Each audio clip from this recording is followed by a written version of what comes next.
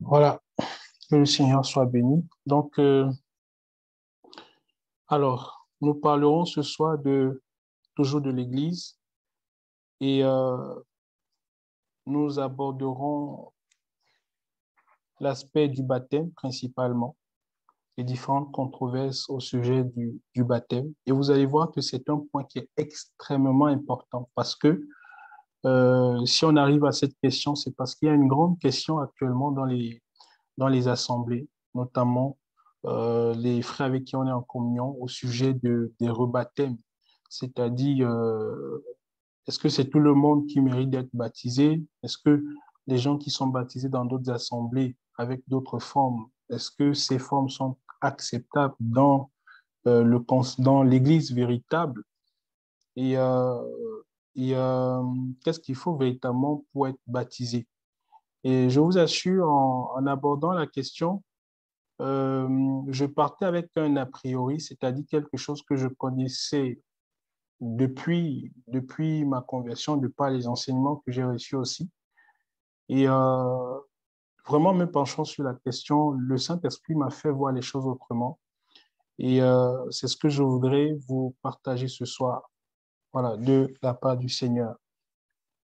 Et donc, depuis nous parlons de l'Église, il faut savoir, frères et sœurs, que dans l'Église, c'est toujours le toi suis-moi. C'est-à-dire que l'Église ici n'est pas un club d'amis. L'Église n'est pas le rassemblement des potes qui se retrouvent pour papoter ensemble. Non. L'Église, c'est le rassemblement des saints, de ceux-là qui ont reçu le Seigneur Yeshua dans leur vie, de ceux-là qui sont nés de nouveau. Voilà. C'est le rassemblement de ceux qui sont nés de nouveau. Naissance nouvelle, ça implique la naissance d'eau et la naissance d'esprit. Donc, on n'entre pas dans l'Église par la naissance, mais par la nouvelle naissance, qui est une réponse à l'appel d'Élohim. Donc, si on perd cette vision, on entre automatiquement dans le système constantinien où l'Église, en fait, se confond malheureusement à l'État. Donc, on rentre dans l'Église par la nouvelle naissance, parce que dans le système constantinien, quand l'Église est confondue à l'État, je l'avais déjà dit, c'est juste un rappel, on est et puis automatiquement on est affilié à la religion de l'État. Donc, c'est pour ça que la voûte ou encore la clé d'entrer dans l'Église, c'est la nouvelle naissance. Et tant que l'on n'est pas né de nouveau, on ne fait pas partie de l'Église. Je reprends, parce que c'est un point extrêmement important. On retrouve beaucoup de personnes dans les milieux dits chrétiens, dans les rassemblements, qui ne sont pas nés de nouveau. On trouve beaucoup de personnes dans les rassemblements qui ne sont pas nés de nouveau, qui ont juste fait une adhésion intellectuelle, notamment à la religion ou au milieu, en fonction de certaines émotions qu'ils ou qu'elles ont pu ressentir. Donc, on entre dans l'Église par la nouvelle naissance. Il faut naître de nouveau, naissance d'eau et d'esprit. Et c'est pour ça que lorsqu'on n'est pas né de nouveau et que l'on se retrouve dans l'Église, on peut encore pratiquer le péché. Quand vous retrouvez des gens dans l'Église qui pratiquent le péché, c'est simplement pas le fait que ces personnes, en fait, ne sont pas nées de nouveau. Et c'est pour ça qu'il faut être né d'eau et d'esprit. J'insiste là-dessus. Si vous croisez des gens qui disent qu'ils sont enfants du Seigneur, qui sont dans la maison du Seigneur et qui pratiquent le péché, ils ne sont pas nés de nouveau. Et c'est pour ça que un des plus gros problèmes des assemblées aujourd'hui, c'est que beaucoup n'ont pas connu la nouvelle naissance, que beaucoup ne sont pas convertis. Regardez ce texte. C'est un texte qui est assez fort et qui me parle. On va débuter par là. Je ne l'avais pas prévu, mais là, tout de suite, l'Esprit me le donne. Nous sommes dans 1 Jean, chapitre 3. Vous allez voir que ce n'est pas moi qui dis cela, c'est la parole du Seigneur. 1 Jean, chapitre 3, et quelqu'un va lire à partir du verset 4 par là. Alors, on va lire avec toi, ma sœur. Ma sœur Anne. Oui, 1 Jean, chapitre 3, à partir du verset 4. Quiconque pratique le péché pratique aussi la violation de la Torah, et le péché est la violation de la Torah. Et Continue. vous savez que lui, il a été manifesté afin qu'il ôtât nos péchés, et il n'y a pas de péché en lui. Quiconque demeure en lui ne pêche pas. Quiconque pêche ne l'a pas vu et ne l'a pas connu. Petits enfants, que personne ne vous égare. Celui qui pratique la justice est juste comme lui-même est juste. Celui qui pratique le péché est du diable, parce que dès le commencement, le diable pêche. C'est C'est pour bon, tu cela peux que les... t'arrêter là, ma sœur. Alléluia. Vous voyez, frère, il dit, quiconque pratique le péché pratique aussi la violation de la Torah ou de la loi, car le péché est la violation de la Torah. Or, vous savez qu'il est apparu pour ôter nos péchés et il n'y a pas de péché en lui. Quiconque demeure en lui ne pêche pas. Je reprends. Quiconque demeure en lui ne pêche pas. Quiconque pêche ne l'a pas vu et ne l'a pas connu. Frère, ce n'est pas moi qui le dis, c'est la parole du Seigneur. Si vous retrouvez des gens dans l'Église qui pratiquent le péché, ils n'ont pas connu le Seigneur. Parce qu'il est impossible d'être né de nouveau, d'avoir connu la nouvelle naissance, frères et sœurs, et de pratiquer le péché. Ce n'est pas possible. C'est impossible. Il faut justement ne pas avoir connu le Seigneur pour être dans l'Église pendant des années, pendant des temps et pratiquer le péché. Quand vous retrouvez des gens dans l'Église qui se cachent, qui vont dans des cachettes pour pratiquer le péché, ils n'ont pas connu le Seigneur. Il n'est pas possible, frère. C'est comme quelqu'un qui vient vous dire que voilà, comment dire ça, il était au milieu de la route. C'est un exemple que j'ai l'habitude de prendre qui est très simple et tout ça. Un grand camion est venu à plus de 100 km à l'heure et l'a percuté. Et puis, ça fait juste 15 minutes. Mais il est devant vous pour vous raconter cela. Logiquement, si c'était le cas, il devrait se retrouver à l'hôpital ou dans une situation catastrophique. Mais il vous le dit en toute tranquillité, tout ça. Ainsi en est-il de ceux qui disent qu'ils sont nés de nouveau et qui pratiquent le péché. Ce n'est pas possible. Parce qu'à un certain niveau, il y a la parole du Seigneur, il y a le mouvement de l'Esprit du Seigneur qui parle à notre cœur, et qui nous rappelle notre position dans le Seigneur. Remarquez, frère, parfois quand vous êtes dans une position où vous êtes séduit par le péché, lorsqu'il y a un mouvement de séduction du diable qui s'approche de vous, votre cœur commence à battre. Votre cœur bat. Et plus il bat fort. Les rythmes de battement de votre cœur augmentent. Plus la tentation augmente, plus la facilité à se laisser emporter par le péché augmente, votre cœur bat. En fait, c'est une manière pour l'Esprit du Seigneur de vous ramener à l'ordre. Quand vous sentez déjà dans une situation que le cœur commence à battre et vraiment un rythme qui n'est pas normal, frère, arrêtez-vous. Arrêtez-vous. Pourquoi? Parce que notre Elohim est un Elohim de paix. Quand les actions qui touchent la vie ou la pratique des enfants du Seigneur, quand un enfant du Seigneur est dans l'esprit, il est dans la paix. Quand un enfant du Seigneur marche dans l'esprit, il est dans la paix. Quand un enfant du Seigneur marche selon la volonté du Seigneur, il est dans la paix. Mais quand le péché ou l'oppression démoniaque se pointe à votre porte et que vous vous laissez séduire progressivement par ça, vous allez remarquer que vous allez commencer à ressentir une grande chaleur dans votre corps, votre cœur va commencer à battre anormalement. Sachez que vous êtes en train de frôler la ligne rouge. C'est une alarme que le Seigneur, par son esprit en nous, nous donne pour te dire, mon enfant, je ne veux pas que tu tombes dans ça. Mon enfant, tu es en train de m'attrister. C'est pourquoi l'apôtre Paul dit, n'attristez pas le Saint-Esprit. Et donc, frères et sœurs, la clé d'entrée dans l'Église, c'est la nouvelle naissance. Parce que lorsqu'on est né de nouveau, on ne pratique plus le péché. Le péché devient un accident. C'est pour ça que l'Église n'est pas composée de pécheurs. Non, l'Église est composée des saints. Nous étions pécheurs, la grâce du Seigneur est venue à nous et nous nous sommes repentis. Et donc, désormais, nous sommes appelés saints et nous marchons dans l'Église dans la vérité et dans l'amour. Vraiment, frères et sœurs, que cela soit clair. Si quelqu'un pratique le péché, il ne l'a pas vu, frère. Oh, je reprends. Quiconque pêche ne l'a pas vu ne l'a pas connu. Mes petits enfants, que personne ne vous égare. Celui qui pratique la justice est juste comme lui-même est juste. Celui qui pratique le péché, il est du diable, car le diable pêche dès le commencement. C'est pour cela que le Fils d'Élohim s'est manifesté afin de détruire les œuvres du diable. Il faut faire très attention, frère, très, très attention. Il dit que si quelqu'un pratique le péché, il est du diable. Il est du diable. Et nous avions vu la semaine passée en fin d'étude, dans ce que je vous partageais, frère, que maintenant nous avons l'Esprit du Seigneur. Et donc, notre Père spirituel, c'est notre Seigneur Yeshua. En passant, je veux juste ouvrir une petite parenthèse. Le Saint-Esprit m'enseignait quelque chose au courant de cette journée.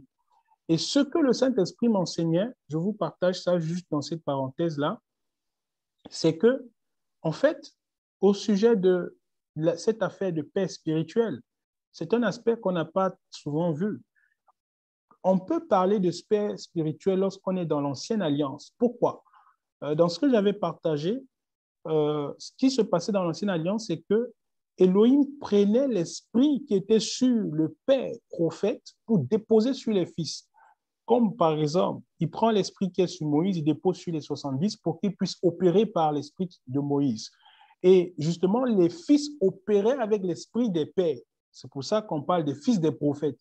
Et je l'avais dit, quand le père, le prophète partait, ben, il partait avec cet esprit-là. C'est pour ça que dans l'Ancienne Alliance, il y a la notion de père spirituel, parce que les fils opèrent avec l'esprit du père. Mais regardez, et je veux encore préciser cela ce soir, dans la Nouvelle Alliance, sur le fondement apostolique et prophétique, on ne parle plus de père spirituel, on parle de père dans la foi, quant aux hommes. Maintenant, quant au Seigneur, on peut parler de père spirituel. Pourquoi? Parce qu'il nous a donné son esprit. Dans la Nouvelle Alliance, sur le fondement apostolique et prophétique, on n'opère pas par l'esprit de notre Père dans la foi. C'est faux. C'est très faux. Si vous entendez des gens qui prêchent ce genre de message, c'est contraire au fondement apostolique et prophétique. On n'opère pas sur le fondement apostolique et prophétique par l'esprit de notre Père. Parce que, je le répète, je croise des gens qui disent non, les fils n'ont pas de Père, ils n'ont pas de Dieu, ils n'ont pour Dieu que le Dieu de leur Père. C'est une doctrine qui est complètement hors sujet, qui n'est pas recevable sur le fondement apostolique et prophétique et dans l'Église du Seigneur.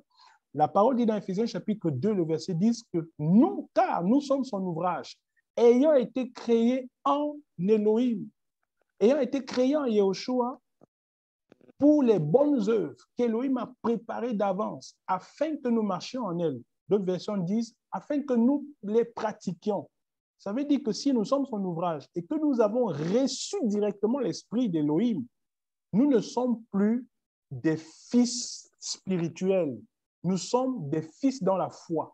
Mais nous sommes fils spirituels quant au Seigneur. Ça veut dire que ton père spirituel, celui dont tu possèdes l'esprit, c'est le Seigneur. Et tu es fils spirituel du Seigneur Jésus. Tu n'es pas fils spirituel de celui qui t'a prêché la parole. Tu es son fils dans la foi. Pourquoi? Parce qu'il t'a engendré dans la foi par la prédication de l'Évangile. C'est très important, frères et sœurs.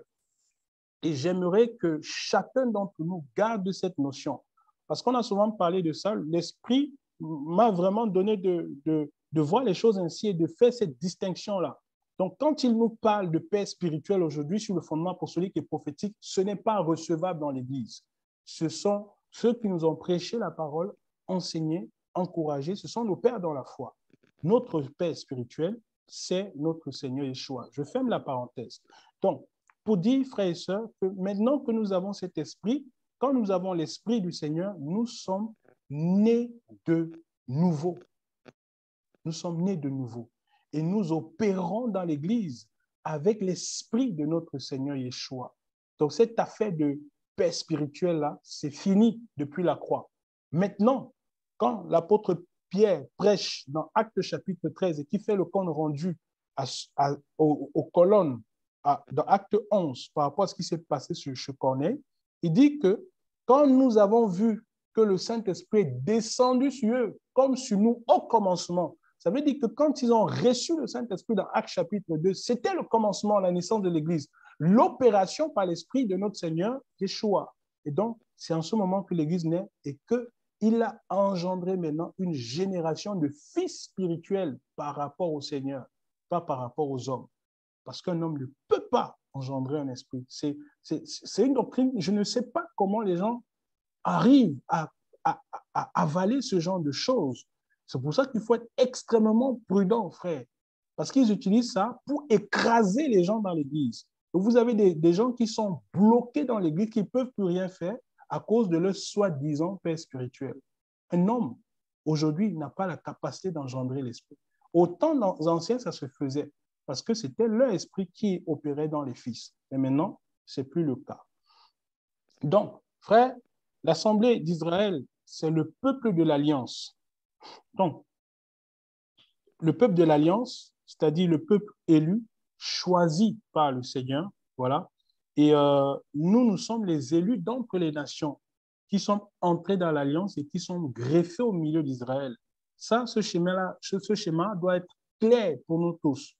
Et c'est pour ça que le Mashiach demeure le roi d'Israël. Il demeure le Messie, roi d'Israël. Donc, nous prions, nous invoquons Mashiach Yehoshua, le roi d'Israël. Et même si Israël l'a rejeté, il reste. C'est pour ça qu'il n'y a pas de relation avec l'Église, aussi longtemps qu'il n'y a pas de relation personnelle avec le Seigneur. Je reprends.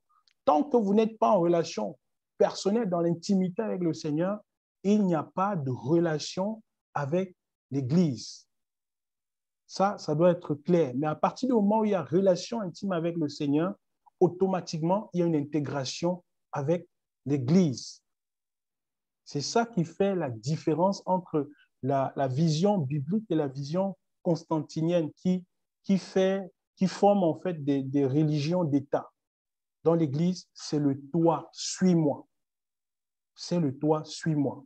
C'est un direct en fait. Voilà. Et je vais justement dans la suite aborder un autre élément. Il faut aussi remarquer, comme je le disais, l'Église, en fait, c'est le lieu où s'exerce le royaume d'Élohim. Bon, pas seulement quand on parle du royaume d'Élohim, en fait, c'est parce que le royaume d'Élohim dépasse l'Église actuellement. Au dernier jour, le royaume d'Élohim remplira toute la terre. Je fais ce petit rappel-là. Mais actuellement, sur la terre, le lieu où s'exerce le royaume d'Élohim, c'est dans l'Église. Et les temps viendront où le royaume d'Élohim embrasera toute la terre à ce moment-là. Et c'est pour ça que quand on parle de ça, il y a un autre élément très important aussi à toucher. Je vais toucher ça rapidement. C'est par rapport à la tradition, les problèmes de tradition dans les assemblées et tout ça. Sachez que la tradition n'est pas toujours quelque chose de négatif. Parce que la tradition véritable, c'est la transmission fidèle de la doctrine. Donc, l'évangile, c'est la tradition des apôtres. Parce que quand on parle de tradition, très rapidement, on a tendance à voir quelque chose de négatif. Je reprends, l'évangile, la prédication de l'évangile, c'est la tradition des apôtres. Donc, la tradition nous permet de voir les problèmes que nos pères, c'est-à-dire les apôtres, ont eu au commencement, comment ils les ont affrontés afin de faire mieux qu'eux. Et comme je l'ai dit la semaine passée, la transmission apostolique se fait par le respect de la doctrine. Comme Paul dit à Timothée, ce que tu as reçu de moi, transmets-le à des personnes qui, eux, à leur tour, soient capables de le transmettre à d'autres personnes. Donc ça, c'est très important. L'Église n'est pas maîtresse de l'Église, mais de l'Écriture, pardon, mais elle doit se laisser guider par l'Écriture. Ça veut dire que l'Église, en fait, n'est pas le but, mais c'est un moyen pour arriver au Seigneur. Ce sont ces quelques principes que je voulais rappeler afin que cela soit clair pour nous. Alors,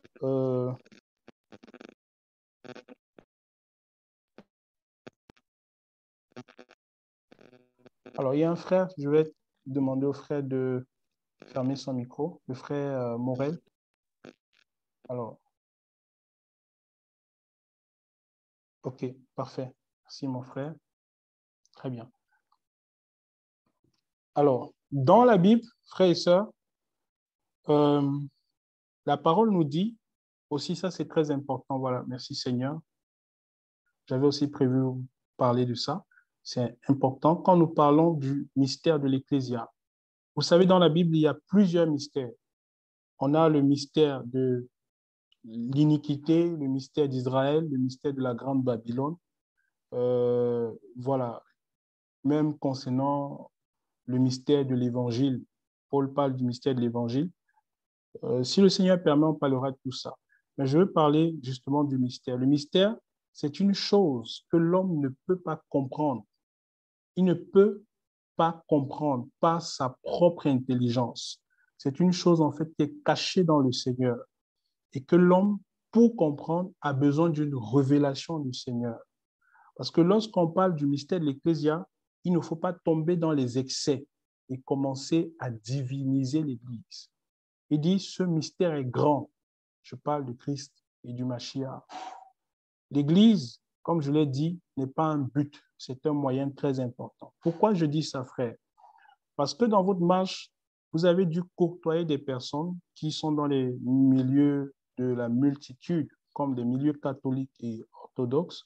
C'est des milieux où on observe une véritable divination de l'Église, une véritable adoration de l'Église, pas la somptuosité des bâtiments, du super luxe en fait, et tout ce qui va avec. Donc il y a une véritable adoration de l'Église dans ces milieux-là que vous avez remarqué. Et pour moi, en fait, l'Église, c'est l'incarnation du Christ. C'est le substitut de Christ, du Christ, le vicaire. C'est-à-dire que l'Église remplace justement le Christ sur la terre. Et c'est pour ça qu'ils peuvent justement construire tous ces grands bâtiments. Et ça, ce n'est pas biblique. C'est un fondement important aussi à avoir. Ce n'est pas biblique. L'Église ne remplace pas le Seigneur. Parce que si l'Église remplace le Seigneur, oui, ils ont raison de pouvoir construire tous ces grands bâtiments super luxueux. Mais l'Église ne remplace pas le Seigneur. L'Église, c'est l'Église. Le Seigneur, c'est le Seigneur. Comme dans une relation, l'homme reste l'homme et la femme reste la femme. Et comme dans l'Alliance, Israël reste Israël et les nations restent les nations. Et on peut observer aussi justement cette même forme d'adoration aujourd'hui dans le temps dans lequel nous sommes, dans beaucoup de milieux évangéliques, où maintenant il y a beaucoup d'évangéliques qui se lancent dans la course à la construction des temples, à la construction des temples super luxueux, et beaucoup en fait tombent dans, comment dire ça, sortent de la sobriété. Parce que, vous savez, dans la marche avec le Seigneur, il faut apprendre, il faut avoir ce qu'on appelle le contentement, savoir vivre avec ce que l'on a, se contenter de ce que le Seigneur nous donne. Et malheureusement, beaucoup de ministères sont obligés d'écraser les chrétiens pour avoir beaucoup d'argent dans le but de construire des temples dans lesquels ils vont récolter beaucoup de dîmes et devenir de plus en plus riches. C'est des systèmes mis en place. Ces systèmes-là, on les connaît. Tout véritable enfant du Seigneur qui se prend au sérieux, il connaît ces choses, en fait. J'ai eu souvent assisté à des réunions de pasteurs et tout ça. Quand la dîme est donnée, comment ça se partage par derrière. Si vous entendez les choses qui se disent, ben, c'est terrible. Les gens sont comptés dans l'église par tête, comme des têtes de moutons qu'on peut compter à la fête des moutons. Donc, il y a cette chasse-là aux âmes parce qu'on sait que non, une âme peut nous rapporter en moyenne minimum 200 dirhams par mois. Donc, si tu en as comme ça dans ton église, 1000, tu peux voir ce que ça fait. Et bien sûr, le but, c'est de toujours s'enrichir. C'est pour ça que Mammon est un démon extrêmement dangereux. Le Seigneur a beaucoup parlé de lui. Donc, ce que je veux dire, c'est qu'on observe justement cette croissance-là, cette montée dans les églises évangéliques. Quand je dis église évangélique, c'est tout ce qui est église de réveil, pentecôtiste, assemblée de Dieu, baptiste, charismatique, renouvelé, tout ce que vous pouvez connaître là, dans ce panier-là. Il y a cette course-là. Il y a cette course. Peut-être pas tous, mais en grande majorité, c'est ça aujourd'hui. C'est qui a la plus grande église. On parle maintenant de méga-church. Des méga-church qui ne sont rien d'autre que pour la plupart des rassemblements d'impudiques où il y a beaucoup de grands voleurs, de grands bandits qui sont installés. Il y en a beaucoup de pasteurs aujourd'hui qui sont poursuivis par la justice pour malversation de fonds. Malheureusement, on vit actuellement du grand désordre, dans l'Église. Et beaucoup se sont laissés séduire. Il y a aussi beaucoup de frères qui ont bien commencé avec le Seigneur dans la doctrine véritable, qui au départ était sincère, sérieux, mais qui ne sont pas restés, malheureusement, qui n'ont pas tenu leur engagement avec le Seigneur. Pourquoi? Parce que tout simplement, l'argent, encore une fois de plus, a séduit beaucoup de personnes. Et vous savez, c'est simple, hein? C'est simple dans les milieux. On compte les gens en fonction de ce qu'ils rapportent comme argent dans l'église. Ce n'est pas compliqué. Il suffit que tu parles bien, tu vois un frère, il commence à parler bien, tac, il ouvre son église et puis tout simplement, il impose la dîme. Voilà, tout ce que vous avez comme salaire, vous apportez le 10% et ça fait beaucoup d'argent quand même. Hein? Ça fait beaucoup d'argent. Malheureusement, cet argent-là ne sert pas toujours aux veuves et aux orphelins. Ben, c'est le clergé qui s'enrichit de plus en plus. Et c'est pour ça que ce n'est pas ça l'Église. C'est pas ça l'Église. Yeshua a dit, donnez-leur vous-même à manger. L'Église, c'est un lieu où on donne à manger aux pauvres, et on donne à manger aux orphelins, on donne à manger aux indigents, de manière à ce qu'il n'y ait pas, il y ait de l'équilibre. Et je bénis le Seigneur de ce qu'il nous donne la grâce de vivre ça au milieu de nous. Non pas que nous sommes meilleurs, parce que nous courons vers la perfection, mais je peux témoigner cela, parce que c'est une chose que nous vivons au milieu de nous. Venir dans une assemblée comme ça et rentrer avec de l'argent pour préparer de la nourriture, frère, fréquenter 10 églises. Si vous pouvez, montrez-les-moi. Je vous le dis parce que j'en ai fait beaucoup d'assemblées et je connais plus ou moins comment ces assemblées fonctionnent. Vous ne trouverez pas où tu rentres dans un milieu des enfants du Seigneur et puis tu peux sentir cette présence du Seigneur et puis à la fin, on te demande, est-ce que tu as mangé chez toi à la maison? On te remet un petit paquet pour que tu ailles manger. Et puis, c'est rare parce qu'aujourd'hui, on compte les gens en fonction de ce qu'ils rapportent dans l'Église. Malheureusement, le Seigneur n'a jamais enseigné une telle chose. Le Seigneur donnait à manger à la foule. Il allait de lieu en lieu, guérissant les malades, prenant soin des veuves et des orphelins. Et c'est ce à quoi nous sommes appelés, frères et sœurs. Donc, ne rentrons pas dans cette forme d'adoration. Et dans cette adoration-là, il y a aussi ce qu'on appelle la sacramentalisation ou la ritualisation de certains principes de l'Église, de certains principes qui sont fondamentaux.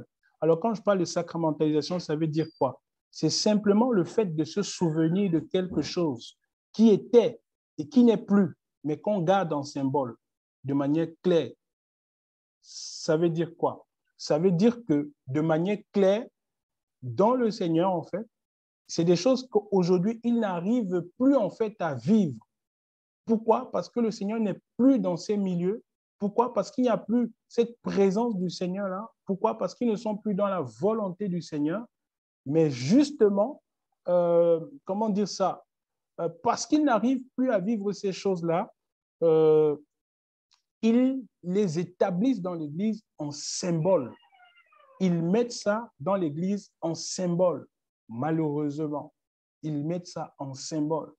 Et c'est ce qu'on appelle la sacramentalisation. La ritualisation ou l'institutionnalisation, c'est le fait de se souvenir d'une manifestation encore réelle dans l'Église comme étant une chose du passé. Pour rendre concret ce que je viens de dire, et c'est ce qui se vit dans la plupart des églises, il y a par exemple dans les églises orthodoxes, vous allez trouver un rite qu'on appelle la chrismation. C'est le fait de oindre l'huile sur celui en fait qui a reçu le baptême, c'est-à-dire que tu es baptisé, on prend de l'huile et on oint, on le fait généralement avec des enfants. C'est le souvenir en fait de l'expérience du baptême dans le Saint-Esprit, qui aujourd'hui pour eux n'est plus. Ça veut dire que pour eux, le baptême dans le Saint-Esprit, c'est quelque chose qui s'est fait en fait avec les apôtres une fois pour toutes dans Actes chapitre 2. Et cela n'existe plus dans l'Église, tout comme les miracles, les guérisons, les dons spirituels et tout ça, ce n'est plus actualisé, c'est quelque chose du passé et on les symbolise tout simplement par de l'huile qu'on répand sur la tête d'une personne. C'est ça ce qu'on appelle la chrismation. Donc, c'est un élément qui fait partie de la sacramentalisation, c'est-à-dire rendre sacré quelque chose qui est encore réel dans l'Église. Et pourtant, aujourd'hui, le Saint-Esprit continue de parler. Pourtant, aujourd'hui, les dons spirituels existent, les miracles s'opèrent, les guérisons s'opèrent. On peut voir les dons spirituels se manifester dans l'Église. Vous avez par exemple une autre chose qu'ils font, ce qu'on appelle l'onction des malades, le sacrement de l'onction des malades. Ça, je l'ai trouvé aussi en faisant un peu des recherches sur leur fonctionnement. ils disent que ce n'est plus pour la guérison des malades, vu qu'il n'y a plus de miracle. Donc, c'est juste pour accompagner quelqu'un qui est sur le point de mourir. Donc, les miracles, c'est fini. Les guérisons, c'est fini. Maintenant, on les symbolise tout simplement. Et ils le font pour des gens qui, bien sûr, sont en phase finale. Vous avez l'établissement des évêques aussi, qui est tout simplement d'ordre juridique. Voilà. Et toutes ces pratiques, en fait, toutes ces pratiques que l'on peut voir se manifester dans tous ces grands milieux-là, qui, pour eux, n'existent plus dans la parole, mais qui, en fait, ne sont que des symboles. Et c'est là où nous, qui sommes disciples du Seigneur, qui scrutons les Écritures, qui sont attachés à la sainte doctrine, nous disons que c'est faux. C'est faux. Pourquoi? Parce que c'est possible de vivre ces choses aujourd'hui. La parole nous dit dans Hébreux chapitre 9, le verset 27. Tu peux lire ça, ma sœur, s'il te plaît. Regardez, la parole est vivante, efficace et puissante pour opérer, peu importe le temps, les époques. La parole du Seigneur traverse les époques et les temps. Elle n'est pas pour un temps, elle est pour l'Église de tous les temps et de tous les lieux. Ce qu'il a fait hier avec nos pères, il le fait encore aujourd'hui et il le fera demain avec nos enfants jusqu'à ce que le Seigneur revienne. Hébreux chapitre 9, le verset 27.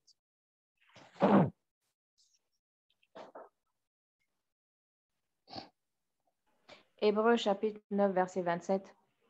Et comme il est réservé aux humains de mourir une seule fois, mais après cela un jugement. De même aussi, le Mashiach qui était offert une seule fois pour porter les péchés de beaucoup, apparaîtra une seconde fois, hors du péché, à ceux qui l'attendent assidûment et patiemment pour le salut. Parfait, non, c'est pas ça ce que je cherchais. Alors, c'est plutôt Hébreux 13, le verset 8. Hébreux 13, le verset 8. Oh, Hébreux 13, merci Seigneur. verset 8. Yehoshua est le même hier et aujourd'hui et pour l'éternité. Ne soyez Alléluia. pas... Alléluia. Vous voyez, frère, il dit Yehoshua, Jésus, notre maître, il est le même hier, aujourd'hui et éternellement. Donc, il n'est pas dans le temps, il vit pour l'éternité. Celui qui est ressuscité d'entre les morts est celui qui vit dans l'Église aujourd'hui. Il est présent. Et c'est pourquoi, par sa puissance, l'Église continue de vivre, traverse les siècles, les temps et les époques, et l'Église continuera de vivre parce que l'Église a une destination éternelle jusqu'à ce que le Seigneur revienne nous chercher. D'ailleurs, le monde actuellement ne s'écroule pas parce que nous sommes encore là. Oh, parce que tu es encore là. Et je veux que tu le saches ce soir, mon frère, ma soeur. Ta présence dans le monde donne de la saveur au monde et empêche la colère d'Élohim de s'étendre sur les humains. C'est pourquoi Yeshua est le même hier, aujourd'hui et éternellement. Et nous pouvons donc, par sa puissance, vivre dans l'Église, frères et sœurs, la présence des dons spirituels, la parole de connaissance, la prophétie, le don des miracles, le don de guérison, l'interprétation des langues, le don des langues. Nous pouvons vivre toutes ces choses dans l'Église aujourd'hui. Ces dons de puissance. On peut voir les malades guéris, les paralytiques marcher, les aveugles voir, les sourds entendre. La puissance et le royaume de l'Élohim manifestés au travers de l'Église. C'est encore possible aujourd'hui. Ce n'est pas une chose d'hier, c'est maintenant. Parce qu'il est le même hier, aujourd'hui et éternellement. Que le Seigneur soit béni.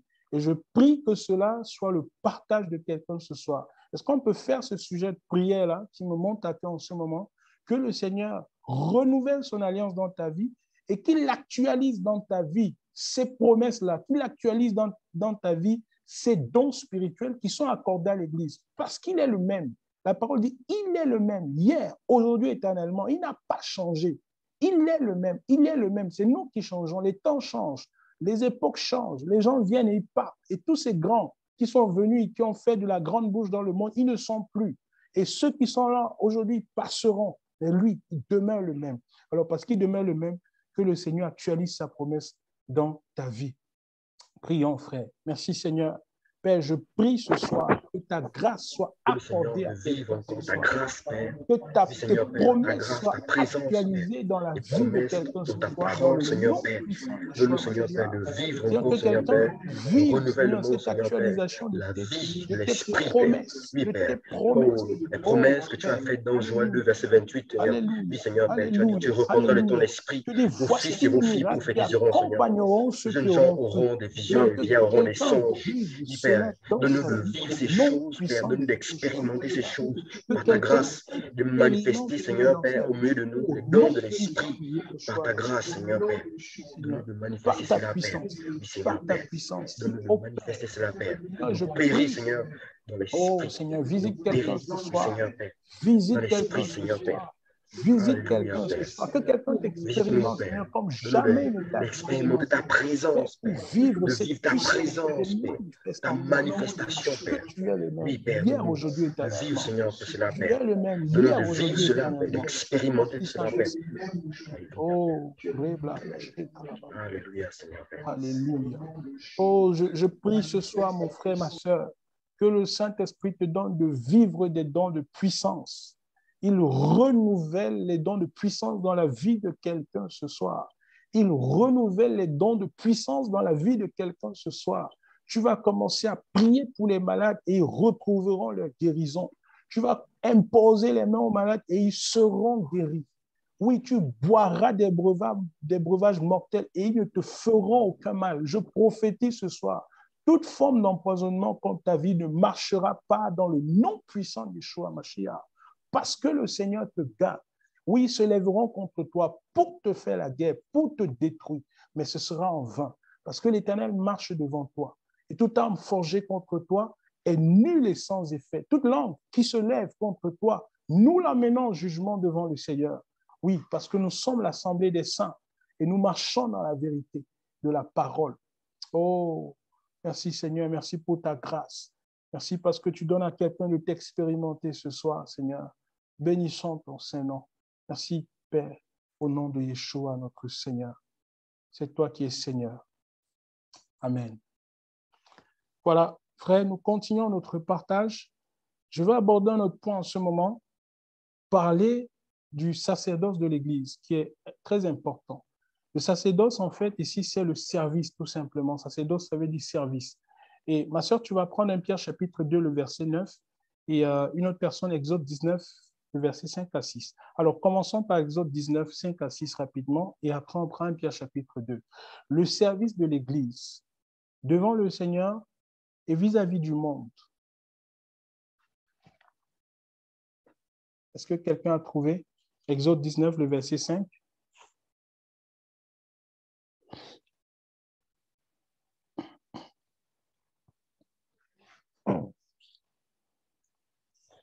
Exode. Oui, Exode 19, le verset 5. Oh Père. Ok. Exode 19, le verset 5. Maintenant donc, si vous obéissez à ma voix, et si vous gardez mon alliance, alors vous serez ma propriété parmi tous les peuples, car toute la terre est à moi. Et vous serez pour moi un royaume de prêtres et une nation sainte. Voilà les discours que tu tiendras aux enfants d'Israël. Amen. Il dit, et vous Amen. serez pour moi un royaume. Vous serez pour moi un royaume de prêtres et une nation sainte. Un royaume de prêtres et une nation sainte, si vous gardez ma Torah. Israël, donc, a reçu cette promesse du Seigneur, être un royaume de prêtres et une nation sainte. 1 Pierre chapitre 2, le verset 9. 1 Pierre chapitre 2, verset 9. Mais vous, vous êtes la race élue, la prêtrise royale, la nation sainte, le peuple acquis, afin que vous annonciez les vertus de celui qui vous a appelé de la ténèbre à sa merveilleuse lumière. Amen. Amen. Oh, merci Seigneur. Vous voyez, frère, n'est-ce pas fort ce texte?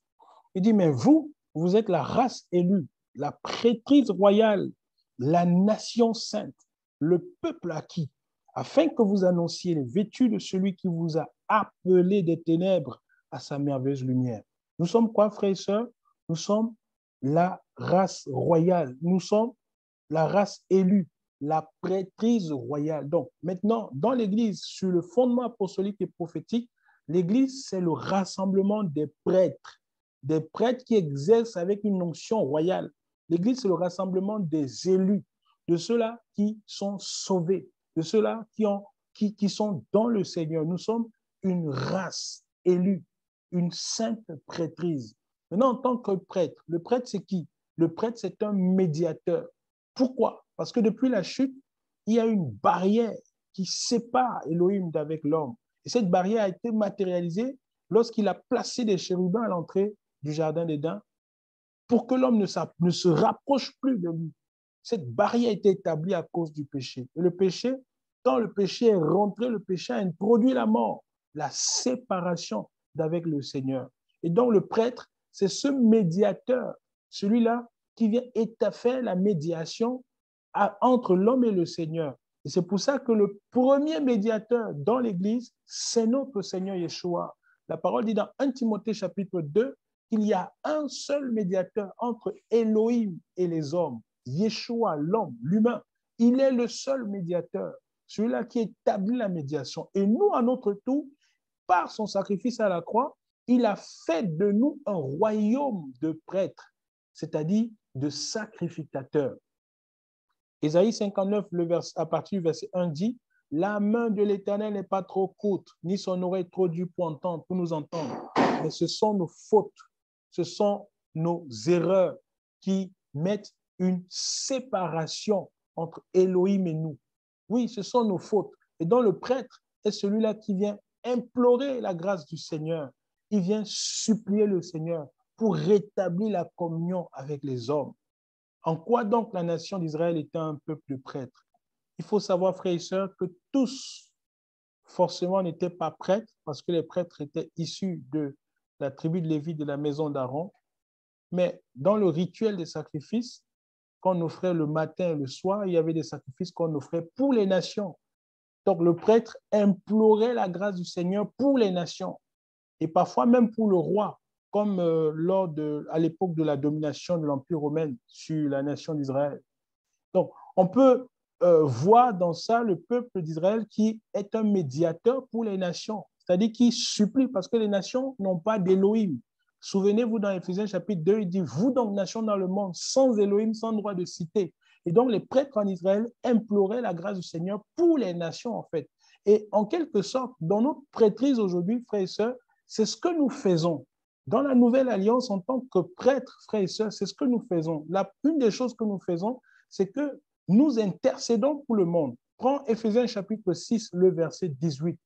Regardez, frère, en tant que prêtre que tu es ce soir, pour nous qui sommes là ce soir, je voudrais te dire que dans ta prêtrise, une des fonctions principales que tu opères dans cette prêtrise, c'est l'intercession pour le monde. Tu pries pour ceux-là qui ne connaissent pas le Seigneur, pour les nations qui ne connaissent pas le Seigneur, comme le prêtre en Israël offrait des sacrifices pour les nations. Tu as trouvé le texte, Éphésiens chapitre 6, verset 18. Amen. Priez en tout temps dans l'esprit, à travers toutes sortes de prières et de supplications, et veillez à cela avec une entière persévérance et priez au sujet de tous les saints. Et aussi pour moi, afin que, quand j'ouvre la bouche, la parole me soit donnée pour faire connaître avec assurance le mystère de l'Évangile. Alléluia. Oh, j'aime beaucoup ce verset. Relis-le encore, ma soeur. Relis-le, ça me percute là. Relis-le, s'il te plaît. Priez en tout temps dans l'esprit, à travers toutes sortes de prières et de supplications, et veillez à cela avec une entière persévérance et priez au sujet de tous les saints. Et aussi pour moi, afin que, quand j'ouvre la bouche, la parole me soit donnée pour faire connaître avec assurance le mystère de l'Évangile. Vous voyez, frère, il dit, faites en tout temps par l'esprit. Je reprends. Il dit, priez en tout temps par l'esprit avec toutes sortes de prières. Une autre version dit, faites en tout temps par l'esprit toutes sortes de prières et de supplications. Veillez cela avec une entière persévérance et priez pour tous les saints. Frère, vous savez, avant, je me disais, Seigneur, mais avec tout ce que ta parole a annoncé, est-ce que c'est la peine de prier encore pour les nations? alors que je sais que les prophéties m'annoncent clairement que le monde va aller de plus en plus mal? Est-ce que c'est encore... Est-ce que ça vaut la peine de prier encore pour ces nations, pour mon pays et toutes ces choses-là? Les gens qui n'aiment pas le Seigneur. Je me suis rendu compte que penser comme ça, c'était un peu penser comme Jonas, qui a dit, ah Seigneur, je savais que tu allais délivrer Ninive. Ninive n'a pas regimbé. Il est juste venu, il a prêché une fois, répentez-vous et tout ça, il a annoncé la colère du Seigneur, point. Tac, le peuple a saisi, ils se sont repentis. Il n'y a pas eu de discussion. C'est la grâce de Ninive. Et ce verset m'a percuté. La parole dit, faites en tout temps, par l'esprit, en tout temps, par l'esprit, toutes sortes de prières et de supplications. Ça veut dire qu'en tant que prêtre, nous avons le devoir, frères et sœurs, je reprends, nous avons le devoir dans notre prêtrise de prier pour les nations. Tu as le devoir de prier pour ta nation. Tu as le devoir de prier pour la nation dans laquelle tu es.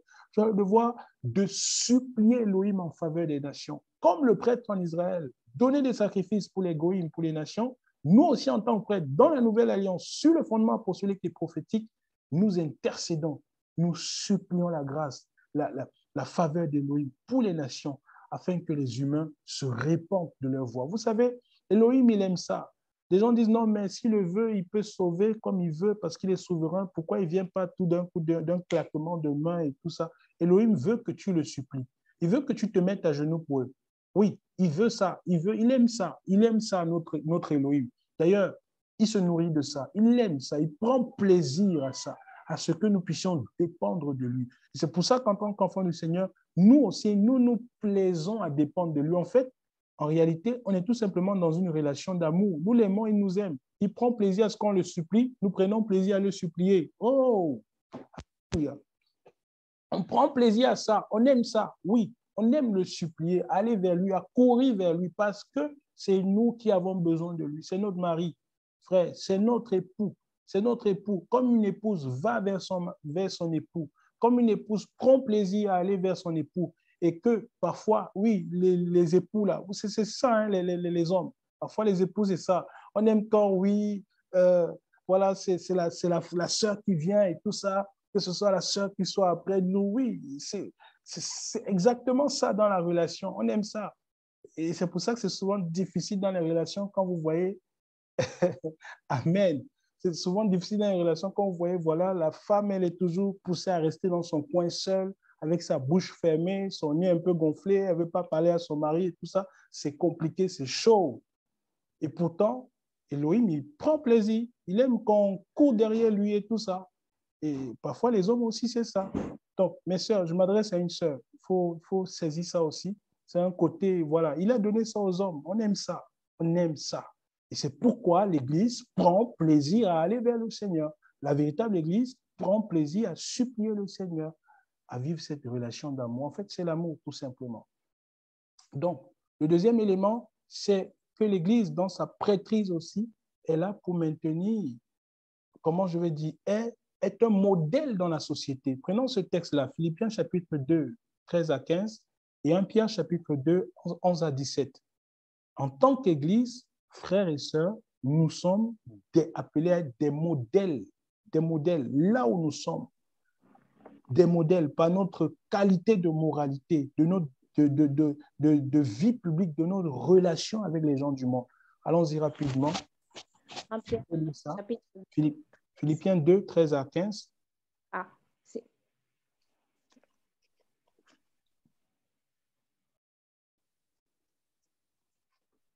Philippiens 2, 13 à 15. Oui, mon frère. Car c'est Elohim qui opère en vous le vouloir et le faire pour son bon plaisir.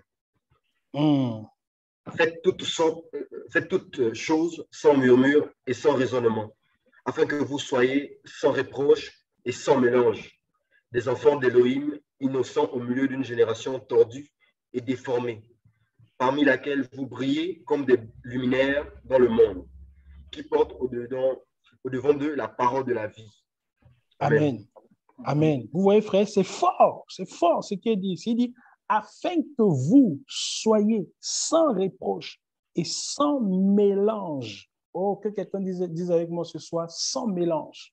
afin que vous soyez sans reproche et sans mélange, frère, des enfants d'Élohim, innocents, au milieu d'une génération tordue et déformée, parmi laquelle vous brillez comme des luminaires dans le monde qui portent au-devant de la parole de la vie. Frère, sois sans mélange ce soir. Oh, là où tu es, sois sans mélange ce soir. Est-ce que tu peux dire avec moi encore ce soir, Seigneur, aide-moi à être sans mélange devant toi. Nous ne voulons pas nous mélanger avec le monde. Nous ne voulons pas nous rentrer dans la compromission avec le péché, frère. Nous refusons cela. Et c'est pourquoi tous ceux qui sont en communion avec nous, nous ne cesserons de le dire, frère. Nous refusons le péché. Nous nous opposons au péché. Nous ne voulons pas le péché, peu importe la forme. Frère, ne vous laissez pas séduire par le péché. Parce que le péché affronte la sainteté de notre Père. Le péché affronte la nature de notre Père. Le péché nuit à notre santé. Le péché nous met en retard. C'est pourquoi nous voulons être sans mélange, sans mélange, sans mélange. Par la grâce du Seigneur. Oh, alléluia. Prenons ce texte, 1 Pierre 2, 11, 17. Regardez aussi ça, frère.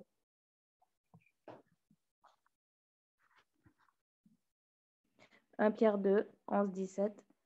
Bien-aimés, je vous exhorte, comme étrangers et voyageurs, à vous abstenir des désirs charnels qui font la guerre à l'âme, ayant une bonne conduite parmi les nations, afin que l'âme même, où elle vous calomnie comme des malfaiteurs, elle voit vos bonnes œuvres et glorifie Elohim au jour de la visite d'inspection.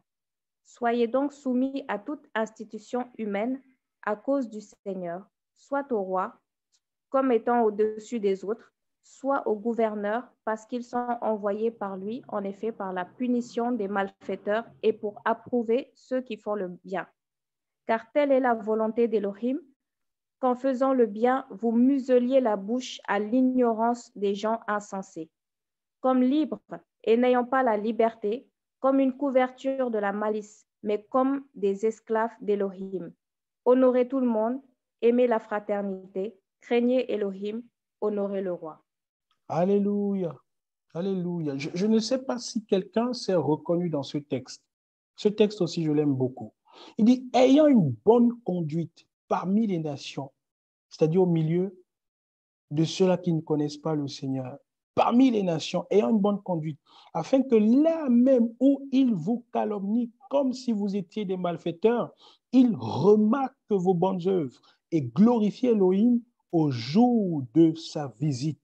Il dit, soyez donc soumis à toute institution humaine pour l'amour d'Elohim, soit au roi comme étant au-dessus des autres, soit au gouverneur, parce qu'ils sont envoyés par lui pour punir en effet les malfaiteurs.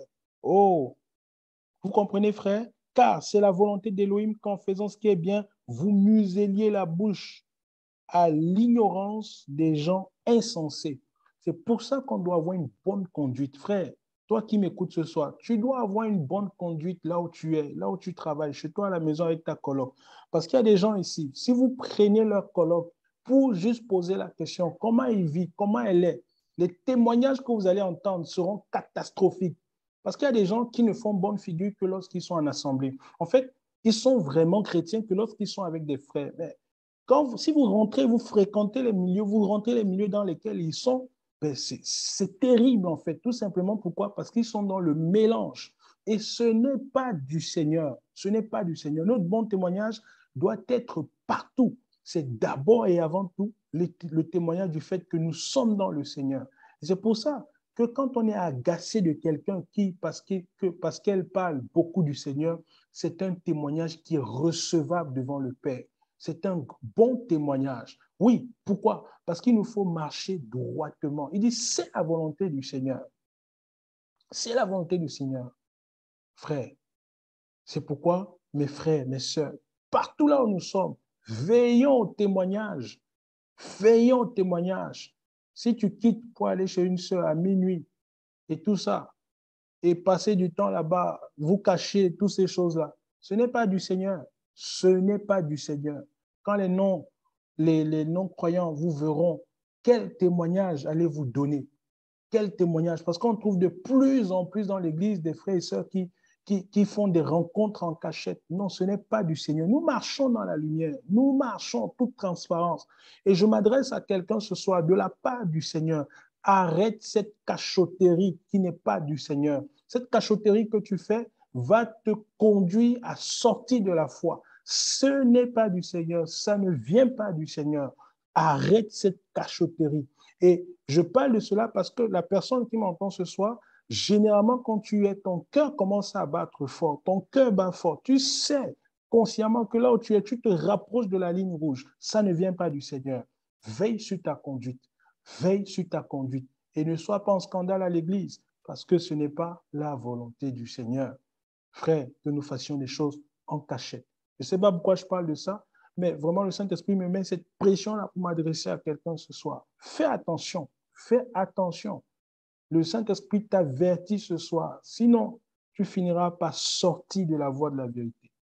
Et donc, frères et sœurs, en tant qu'Église, nous devons donc avoir cette bonne conduite. Et face à des situations de maltraitance, tout ce qui est immoralité dans la société et tout ça, on doit pouvoir aussi s'indigner. Quand vous voyez des femmes violer, des enfants violés, le haut niveau d'immoralité dans l'Église, quand vous voyez l'injustice dans l'Église en tant qu'enfant du Seigneur, on doit pouvoir en tant qu'Église s'indigner de ces choses. C'est notre rôle de s'indigner et de rappeler au monde la bonne conduite du Seigneur.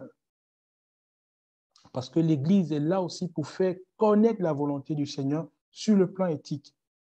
Si on reste là, on ferme la bouche, on ne dit rien. C'est pas ça. Finalement, on n'est d'aucune utilité dans le monde dans lequel nous vivons. Frère, on doit pouvoir dénoncer les œuvres des ténèbres dans les milieux chrétiens, mais aussi lorsque cela se manifeste au milieu des païens. Voilà. Prenons un autre point ce soir. Ce sera le dernier grand point qu'on va aborder. Parlons maintenant de la question justement du baptême. Parce que l'Église, justement, a deux missions, et je l'ai déjà dit, par rapport à l'appel de l'Église. Premièrement, dans Matthieu 28, la parole dit « Allez, faites de toutes les nations mes disciples. Ceux qui croiront, baptisez-les. » Donc, il y a cette mission-là que l'Église a reçue d'aller dans l'évangélisation. Et très souvent dans l'évangélisation, on est appelé justement à baptiser.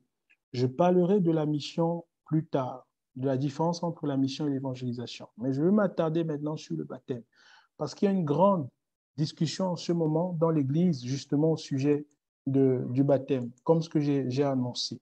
Donc, dans la parole, on distingue grosso modo, en ce qui concerne le baptême d'eau, deux types de baptême.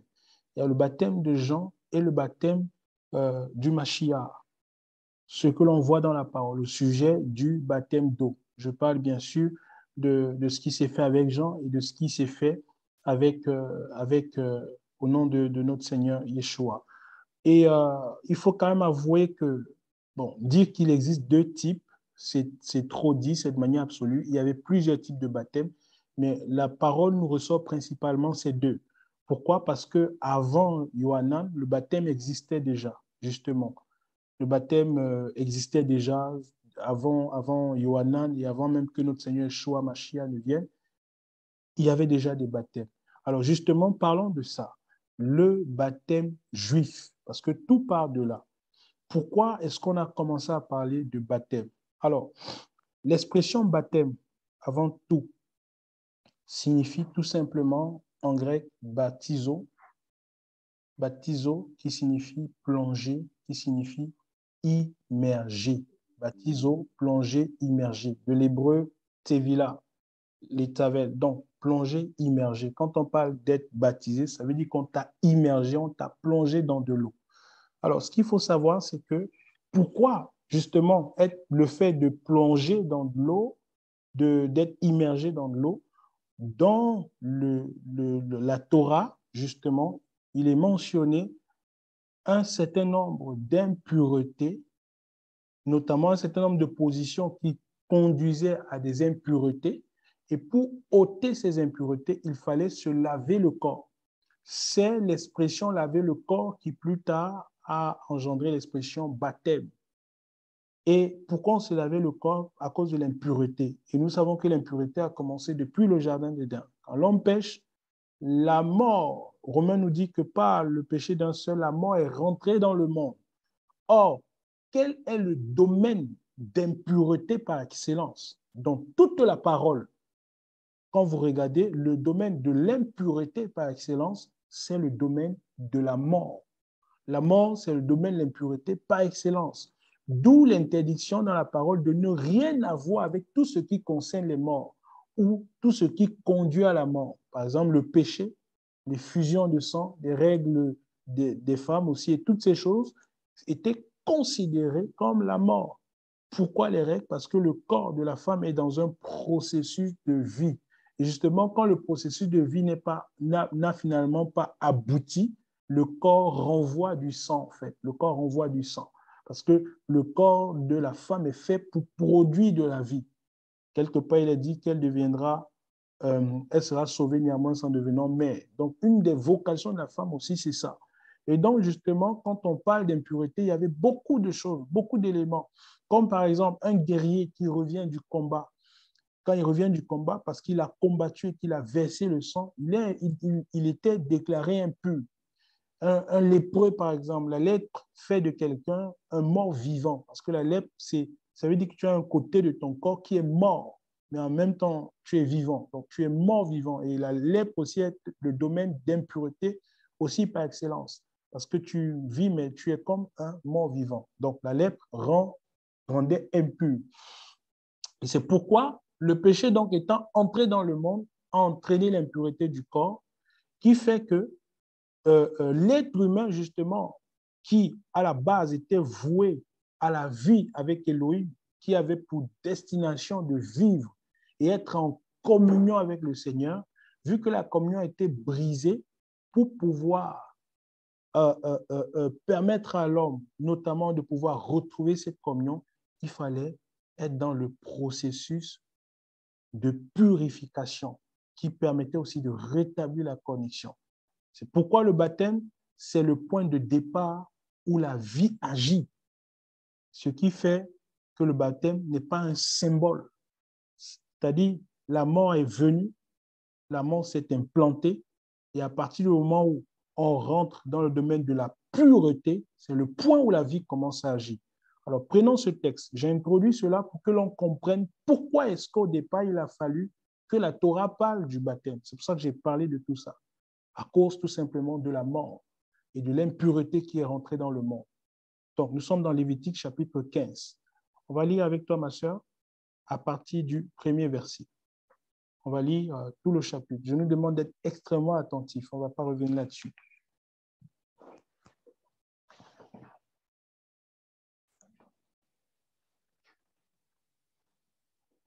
Lévitique chapitre 15.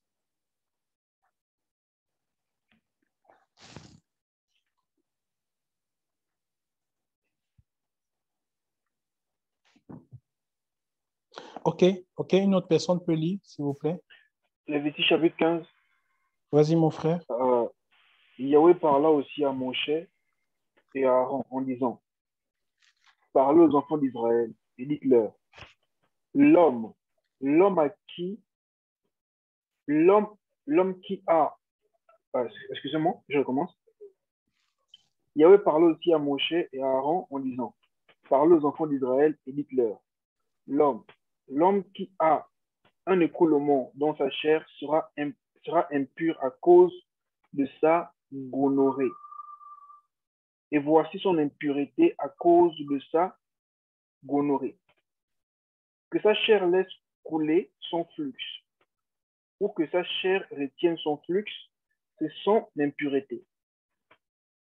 Tout lit sur lequel se couchera celui qui est atteint d'un flux sera impur, et tout objet sur lequel il s'assiera sera impur. Quiconque touchera son lit lavera ses vêtements et se lavera avec de l'eau, et il sera impur jusqu'au soir. Et celui qui s'assiera sur quelque chose sur laquelle celui qui a ce flux s'est assis lavera ses vêtements et se lavera dans l'eau, et il sera impur jusqu'au soir. Et celui qui touchera la chair de celui qui a ce flux lavera ses vêtements et se lavera dans l'eau, et il sera impur Celui qui a ce flux crache sur celui qui est pur. Celui qui était pur lavera ses vêtements et se lavera dans l'eau, et il sera impur jusqu'au soir. Va au verset 16. Verset 16. L'homme qui aura un écoulement de sperme lavera tout son corps dans l'eau et sera impur jusqu'au soir. Tout vêtement et toute peau sur lesquels il y aura du sperme seront lavés dans l'eau et seront impurs jusqu'au soir. Quand une femme a couché avec un tel homme et qu'il y a eu du sperme pendant les rapports sexuels, elle se lavera dans l'eau avec son mari et ils seront impurs jusqu'au soir. Verset 19. Oh, excusez-moi. Et quand une femme aura un flux de sang en sa chair, elle restera impure durant 7 jours. Quiconque la touchera sera impur jusqu'au soir. Toute chose sur laquelle, excusez-moi, c'est Arnaud, excusez-moi, au verset 20, toute chose sur laquelle elle aura couché pendant son impureté sera impure. De même que tout objet sur lequel elle sera assise, elle sera impure. Verset 21. C'est bon, mon frère, tu peux t'arrêter là. Ok. Amen. Vous voyez, frère, Amen. c'est extrêmement profond ce qui est partagé ici. Très profond. Je ne sais pas si vous avez remarqué. Nous sommes ici dans le domaine de l'impureté. Et vous vous rendrez compte que si on veut respecter ce livre de la loi, personne d'entre nous n'est digne. D'une manière ou d'une autre, les femmes ne seront pas dignes certainement par rapport à leur période de menstru. Les hommes aussi ne seront pas dignes par rapport à leurs semences. Personne n'a cette dignité, cette capacité de s'approcher du Seigneur. Donc, ici, le peuple devait passer justement par cette phase de purification qui était extrêmement importante. Pareil aussi, la même chose est dit dans le livre de Nombre.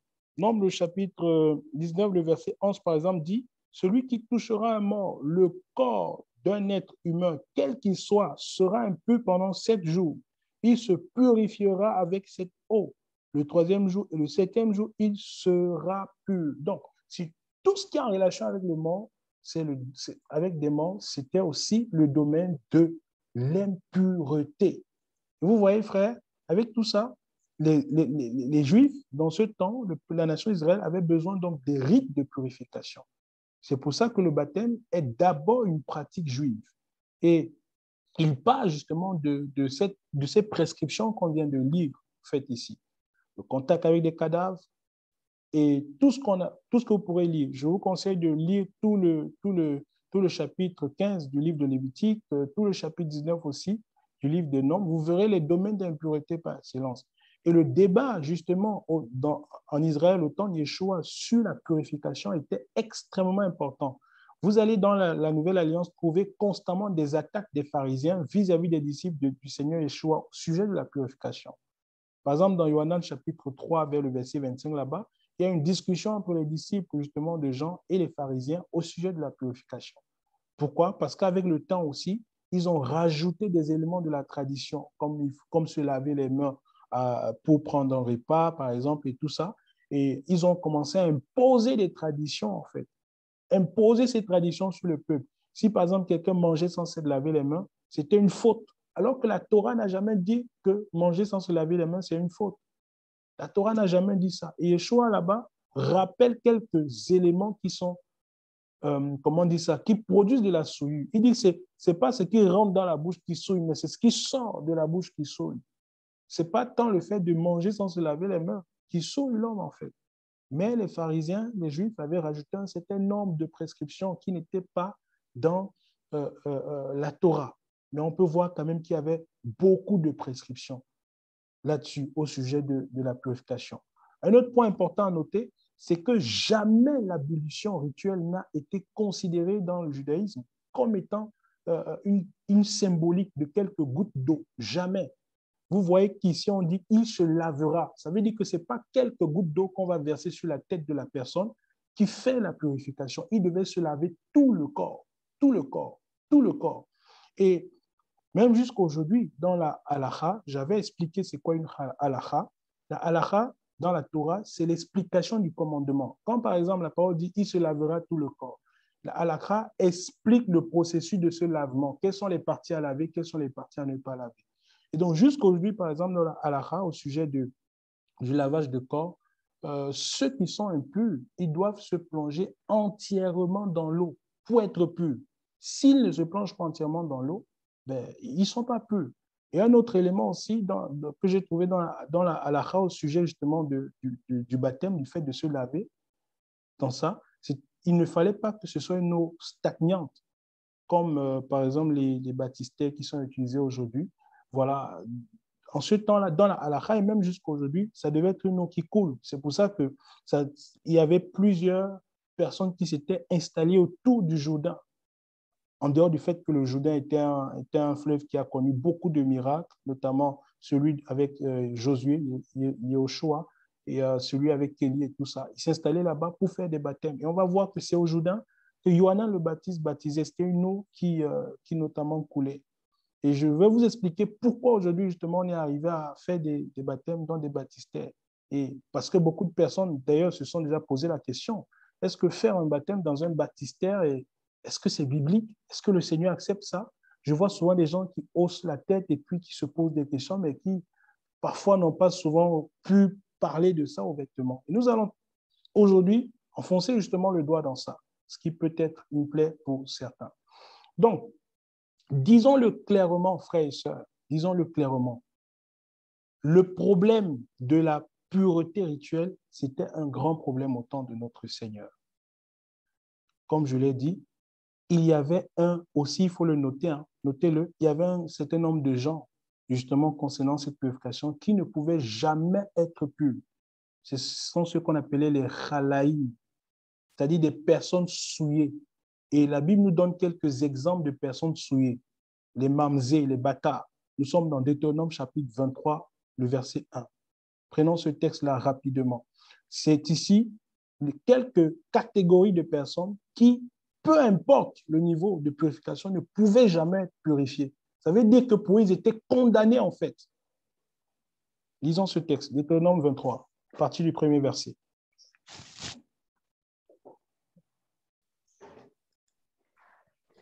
Deutéronome. Oui, Deutéronome 23, verset voilà. 1. Un homme ne prendra pas la femme de son père, ni ne découvrira le pan de la robe de son père. Celui qui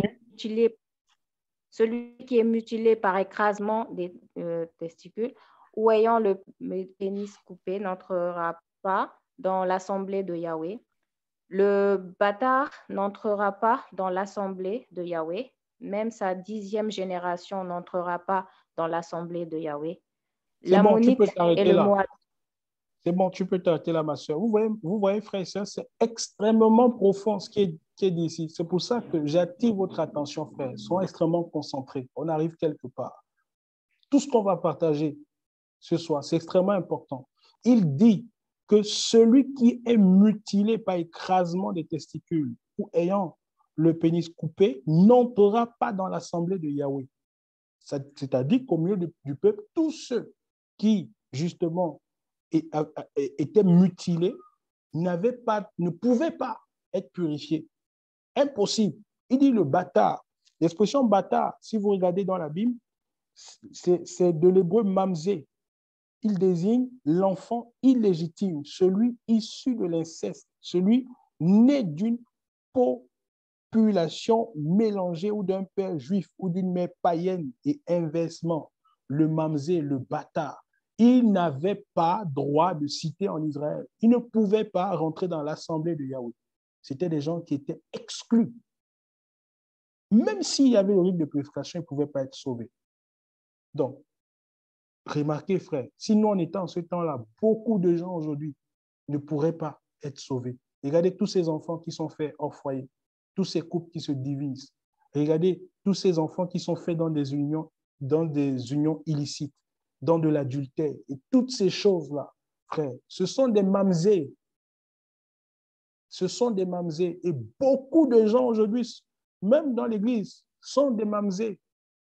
Mais à cause du sacrifice de Yeshua à la croix, frère, il est venu pour nous rendre capables, nous qui étions des mamzés, des bâtards, Et il nous a rendus capables. C'est pour ça, frère, je vous assure, chaque jour qui passe, chaque heure, nous devons glorifier le Seigneur parce qu'il nous a rendus capables. Il nous a donné d'arriver à son standard pour avoir part à l'héritage des saints. La parole dit, rendez grâce au Père qui vous a rendu capable de mamzer que nous étions. Il nous a rendu capables d'avoir part à l'héritage des saints dans la lumière. Frère, c'est une grâce. Des gens comme moi avec des défauts physiques ne pouvaient pas avoir part à l'assemblée d'Élohim. C'est une grâce.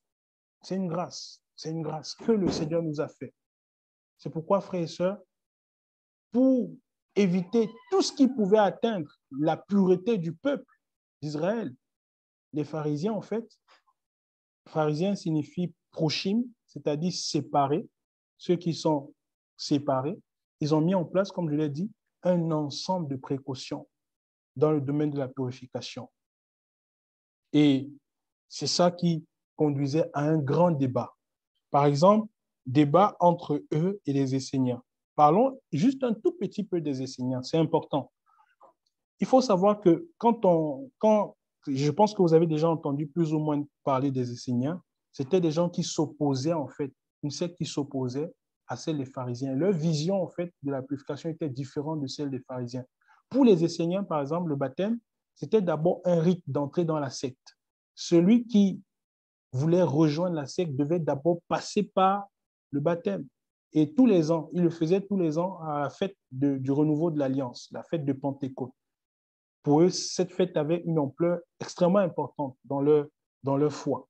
Et bien sûr, ils se baptisaient après s'être repentis. Donc, c'était obligé de se repentir pour pouvoir prendre le bain rituel. Et notez, justement, quand la Torah parle de se laver, il n'y avait pas quelqu'un qui plongeait l'autre, son camarade. C'est-à-dire, tu savais que tu étais impur et tu venais tout seul te plonger, te laver. Il n'y avait pas une autre personne pour te plonger. C'était seul, en fonction dans ta conscience. Tu savais, et il savait que s'il ne se lavait pas, arriver dans l'assemblée de Yahweh, c'était la mort.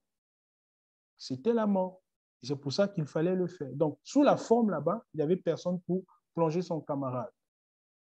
Et donc, justement, le point sur lequel les enseignants étaient en désaccord avec les pharisiens, c'était sur l'efficacité de l'eau pour enlever la pureté. Parce que les pharisiens, par exemple, disaient que si un homme touche une impureté et qu'il lave son corps, c'est tout, parce que l'impureté ne touche pas l'âme. Or, pour les enseignants, ils n'étaient pas d'accord, parce que les enseignants trouvaient que le péché portait atteinte au corps, et vu que si le corps est touché pour un enseignant, ça veut dire que c'est l'âme qui est touchée. Et donc, si l'âme est touchée, il faut passer par la repentance pour obtenir la purification et ensuite rentrer dans les eaux. Et c'est pour ça que les enseignants insistaient beaucoup, ils mettaient beaucoup l'accent sur la repentance. Ça, je pense que ça doit vous rappeler quelqu'un dans la parole qui mettait beaucoup l'accent aussi sur la repentance. Merci, mon frère. Yohanan le Baptiste. La parole dit dans Matthieu chapitre 3, prenons ce texte, allons-y rapidement. On n'a plus beaucoup de temps. Oh Père, que le Seigneur nous fortifie ce soir. Matthieu chapitre 3. Alors, quelqu'un va lire Yohanan qui venait et qui baptisait. Alors, je pense que c'est à partir du 3e verset. Hein. Je n'y suis pas encore. Verset 4. Prends à partir du verset 4. Or, Yohanan lui-même avait son vêtement de poil de chameau et une ceinture de cuir autour de ses reins, et il se nourrissait de sauterelles et de miel sauvage. Alors, Yerushalayim, toute la Judée et la région environnante du Yarden se rendaient auprès de lui. Et confessant leurs péchés, ils se faisaient baptiser par lui dans le Yarden. Mais voyant venir à son baptême beaucoup de pharisiens et de sadducéens, il leur dit, « Progéniture de vipères, qui vous a appris à fuir la colère qui vient? Produisez-vous des fruits convenables à la repentance?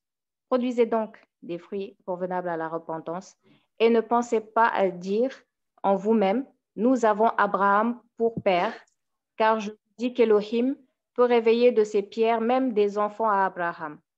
Et déjà la hache est mise à la racine des arbres. Tout arbre donc qui ne produit pas de beaux fruits est coupé et jeté au feu. Moi, en effet, je vous baptise dans l'eau en vue de la repentance, mais celui qui vient après moi est plus puissant que moi, et je ne suis pas digne de porter ses sandales. C'est lui qui vous baptisera dans le Saint-Esprit et le feu. Amen. Amen. Vous voyez, frère, c'est fort. C'est fort. Il dit, je vous baptise donc en vue de la repentance. Race de vipère, progéniture de vipère, qui vous a appris à fuir la colère à venir? Qui vous a appris à fuir la colère à venir? Donc, Yohanan insistait sur la repentance. C'est pour ça que le baptême de Yohanan, c'est le baptême de la repentance. Il disait au peuple de repentez-vous, produisez des fruits dignes de la repentance. Et par rapport justement au baptême que Yohanan faisait, en comparaison avec celui des autres, il faut savoir que Yohanan, il baptisait une seule fois. Une seule fois. Parce que cela était en relation, le baptême de Yohanan était en relation avec la venue du Mashiach. C'était en relation avec la venue du Mashiach. Pourquoi? Parce que, ça c'est un point important dans la Torah, pour que le peuple soit prêt lors de la venue du Mashiach, il fallait que le peuple soit purifié, que tout le peuple soit purifié. Rappelez-vous au mont Sinaï dans Exode chapitre 19, Yahweh dit à Moshe, dit au peuple de se sanctifier, ils prendront 3 jours, ils ne toucheront pas de femme. Ils devaient être dans la pureté pour monter devant Yahweh sur la montagne afin d'entendre la voix du Seigneur. Et donc, pour la venue du Mashiach, il était extrêmement important que tout le peuple soit dans la pureté. Et donc, c'est pour ça, justement, que aussi il fallait passer par se laver, il fallait se laver. Et donc, quand Yohanan vient appeler les gens à la repentance, c'est en vue de la venue du Mashiach. Parce qu'il dit qu'il n'est pas le Mashiach, mais il est venu devant lui pour préparer le chemin du Mashiach. Et donc, les gens qui couraient et venaient en masse devant Yohanan venaient en vue d'être purs pour être prêts lorsque le Mashiach viendrait. Et ça, c'est extrêmement important, frère. C'est pour ça que le baptême de Yohanan s'adressait à tous. Et ce n'était pas un baptême sectaire, parce que quand les gens se baptisaient, ils pouvaient retourner dans leur communauté. Par contre, les Esséniens, par exemple, ils coupaient les gens de leur communauté. Quand les gens se baptisaient chez les Esséniens, ils devenaient Esséniens. Ça, c'est très important, frère. Et donc, la parole nous dit ici que celui qui vient après moi, lui, vous baptisera du Saint-Esprit et de feu, c'est-à-dire le Mashiach, qui est celui qui baptise du Saint-Esprit et de feu. Il y a donc une différence entre le baptême que Yohanan va opérer et celui que le Mashiach va opérer. Yohanan va opérer le baptême de repentance en appelant les gens à la repentance. Maintenant, quand Yohanan baptisait, comme dans le judaïsme, il n'y avait pas de formule précise. Il n'y avait pas de formule. Les gens venaient, ils étaient au Jourdain, ils se repentaient et à la suite de leur repentance, ils pouvaient justement être plongés dans l'eau par Yohanan. Et Yohanan, maintenant, ici, change les choses parce qu'il est le prophète qui prépare la venue du Mashiach. C'est lui donc qui plonge les gens dans l'eau pour leur préparer à la venue du royaume. Et Yohanan se permet de le faire parce qu'il sait qu'il est celui qui est venu préparer le chemin du Mashiach. Et seul celui qui vient préparer le chemin du Mashiach, selon la prophétie d'Ésaïe, avait la capacité de prendre les gens et les plonger dans l'eau pour l'identification à la pureté et à la préparation pour le royaume. C'est pour ça que dans le baptême de Yohanan, les gens ne se baptisaient pas seuls. C'était lui qui le faisait à cause de l'autorité prophétique qu'il avait en tant que dernier prophète qui venait pour préparer la venue du Mashiach. C'est pour ça que Yohanan le faisait. Il baptisait donc les gens, il appelait les gens à la repentance et ensuite il les baptisait. Et il faut noter aussi qu'au Jourdain, il y avait beaucoup de communautés qui étaient installées au Jourdain. Vous pourrez lire ça plus tard, on va gagner en temps là-dessus. 2 Rois, chapitre 2, le verset 1.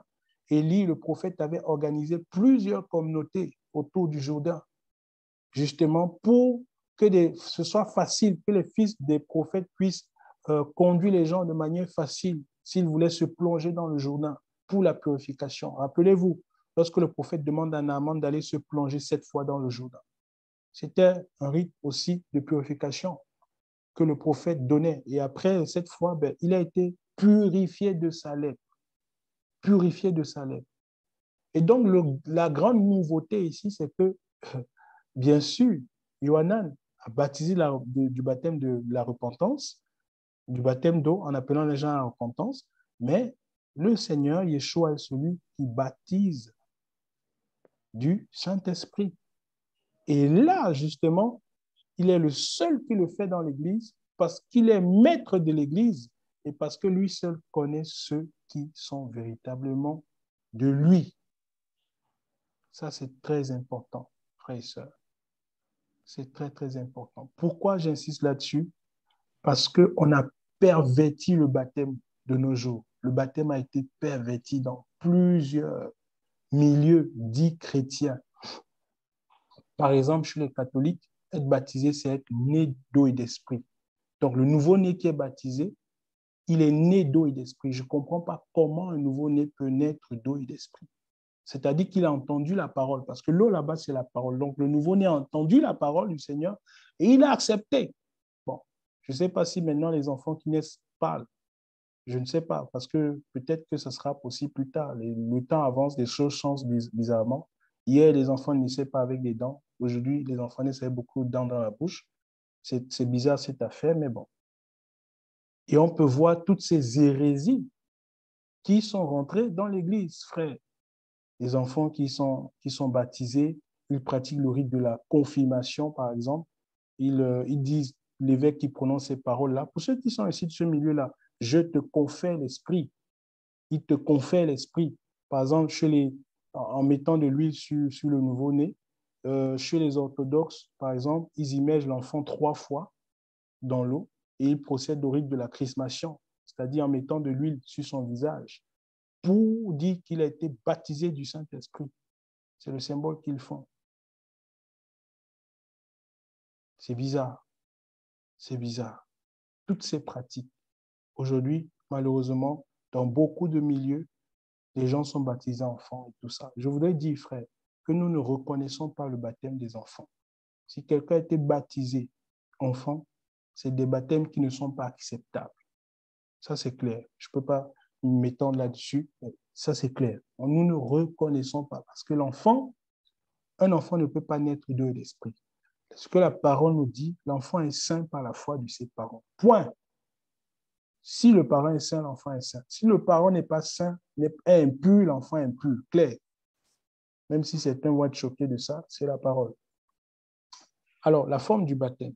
Donc, premièrement, on baptise par immersion, ça c'est clair, on le sait tous, il faut être plongé. Yohanan plongeait, notre Seigneur Yeshua plongeait, il dit ceux qui croiront, allez, baptisez-les, faites de toutes les nations mes disciples, ceux qui croiront, baptisez-les. Donc, immergez-les, plongez-les, ça c'est clair. Et ne peut être baptisé dans l'Église, ça c'est un autre point important, que ceux qui ont cru. Marc 16, voici donc les miracles qui accompagneront ceux qui auront cru.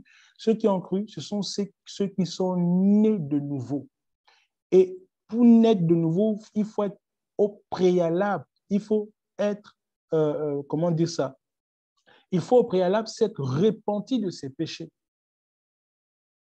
Il faut au préalable s'être repenti de ses péchés. Parce que la repentance et la nouvelle naissance impliquent le baptême. Malheureusement, comme je l'ai dit tout à l'heure, c'est pour ça que beaucoup d'enfants ne peuvent pas croire. Et même si on trouve dans l'Église aujourd'hui beaucoup de gens qui n'ont pas connu la repentance, n'ont pas connu la conversion, ne sont pas nés de nouveau, mais qui sont passés quand même par les eaux du baptême, tout baptême qui a été opéré, si vous êtes passé par un baptême où vous n'étiez pas né de nouveau, votre baptême n'est pas valable devant le Seigneur. Tout baptême qui a été opéré dans l'Église où vous n'avez pas été, vous êtes baptisé, mais vous n'étiez pas converti. Quand je dis converti, ça veut dire celui qui est converti, c'est celui qui ne pratique plus le péché. Si quelqu'un pratique le péché dans l'Église, ça veut dire qu'il ne l'a pas connu. Donc, si quelqu'un se baptise et continue de pratiquer le péché alors que, justement, il était déjà en train de pratiquer le péché, après son baptême, il continue de pratiquer le péché, il n'a pas connu le Seigneur et son baptême n'a jamais été un baptême devant le Seigneur. C'est clair. C'est pour ça que vous allez voir à cette mesure-là qu'il y a beaucoup d'inconvertis dans l'Église. Beaucoup qui ne sont pas nés de nouveau. Et c'est pour ça qu'il y a beaucoup de problèmes. Les gens ont beaucoup de problèmes de caractère. beaucoup de problèmes de friction, toujours en train de vouloir se faire des problèmes les uns les autres et tout ça. Pourquoi? Parce qu'ils n'ont pas connu l'expérience de la nouvelle naissance. Il n'y a pas un avant et un après. Il n'y a aucun changement dans leur vie. Frère, si vous êtes là ce soir, que vous vous êtes baptisé, mais vous n'étiez pas converti, que même maintenant vous n'êtes pas converti, sachez que votre baptême ne compte pas devant le Seigneur. Vous devez être baptisé. Notez bien, je n'ai pas dit rebaptisé, j'ai dit baptisé. Parce que vous n'avez jamais été baptisé selon la parole. C'est pour ça, frère, que la conversion, c'est la pierre de touche de l'Église véritable.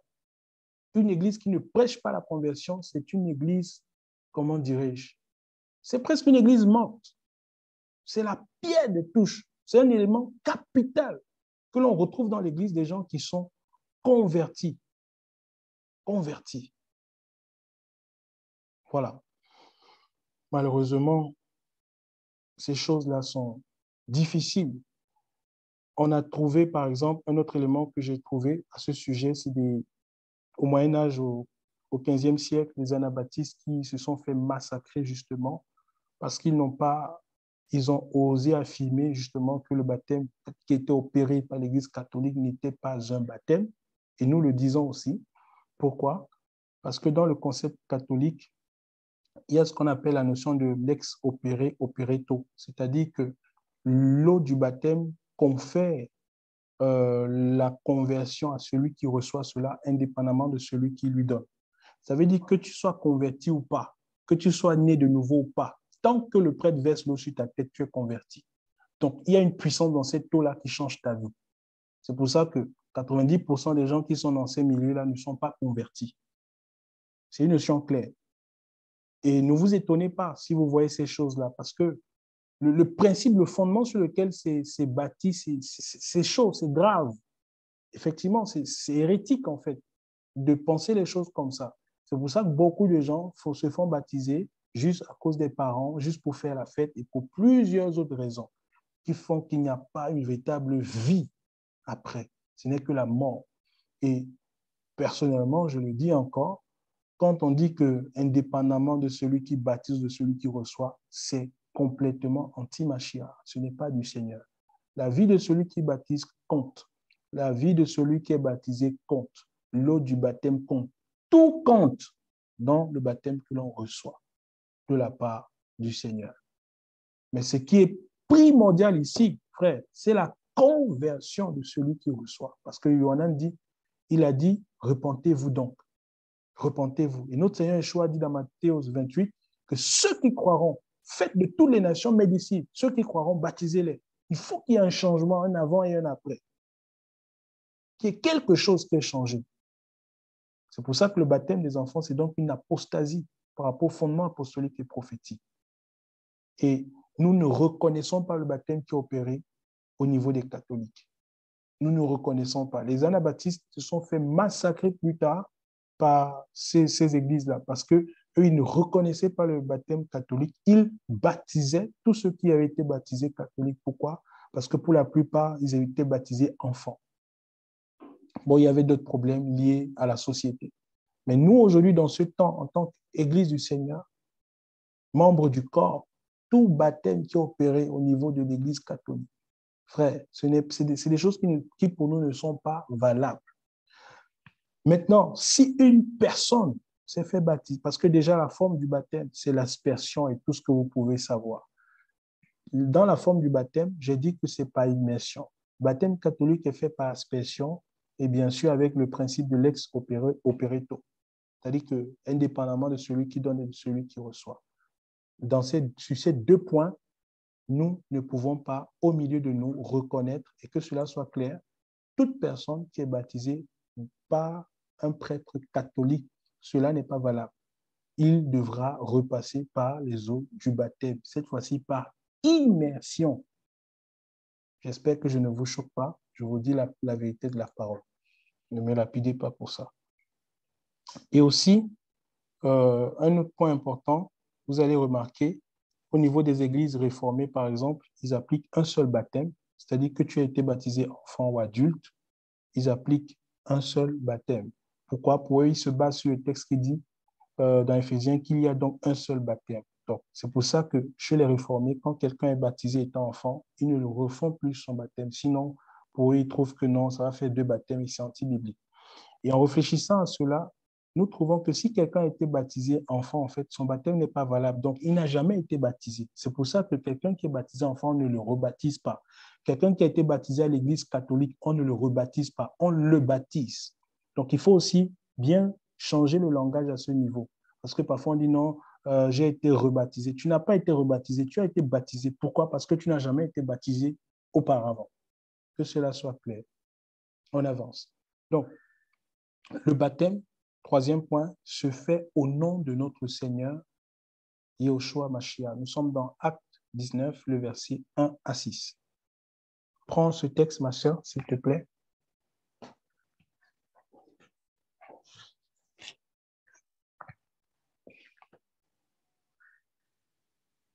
Acte 19, 1 à 6. Or, il arriva, pendant qu'Apollos était à Corinthe, que Paulos, après avoir traversé les contrées supérieures, arriva à Éphèse, et ayant trouvé quelques disciples, il leur dit, « Avez-vous reçu le Saint-Esprit après avoir cru ?» Et ils lui dirent, « Mais nous n'avons même pas entendu dire qu'il y ait un Esprit Saint. » Et il leur dit, « Dans quoi donc avez-vous été baptisés ?» Et ils dirent, « Dans le baptême de Yohanan. » Mais Paulos dit, « En effet, Yohanan a baptisé du baptême de repentance, en disant au peuple de croire en celui qui venait après lui, c'est-à-dire en Yehoshua Mashiach. Mais après avoir entendu cela, ils furent baptisés dans le nom du Seigneur Yehoshua. Et lorsque Paulos leur eut imposé les mains, le Saint-Esprit vint sur eux et non seulement ils parlaient en langue, mais ils prophétisaient même. » Voilà. Donc, la parole ici aussi est claire. Je pense que... Pardon, j'ai perdu le texte. Juste revenir sur le texte. Il dit, en effet, Yohanan a baptisé du baptême de repentance en disant au peuple de croire en celui qui venait après lui, c'est-à-dire en Yehoshua Mashiach.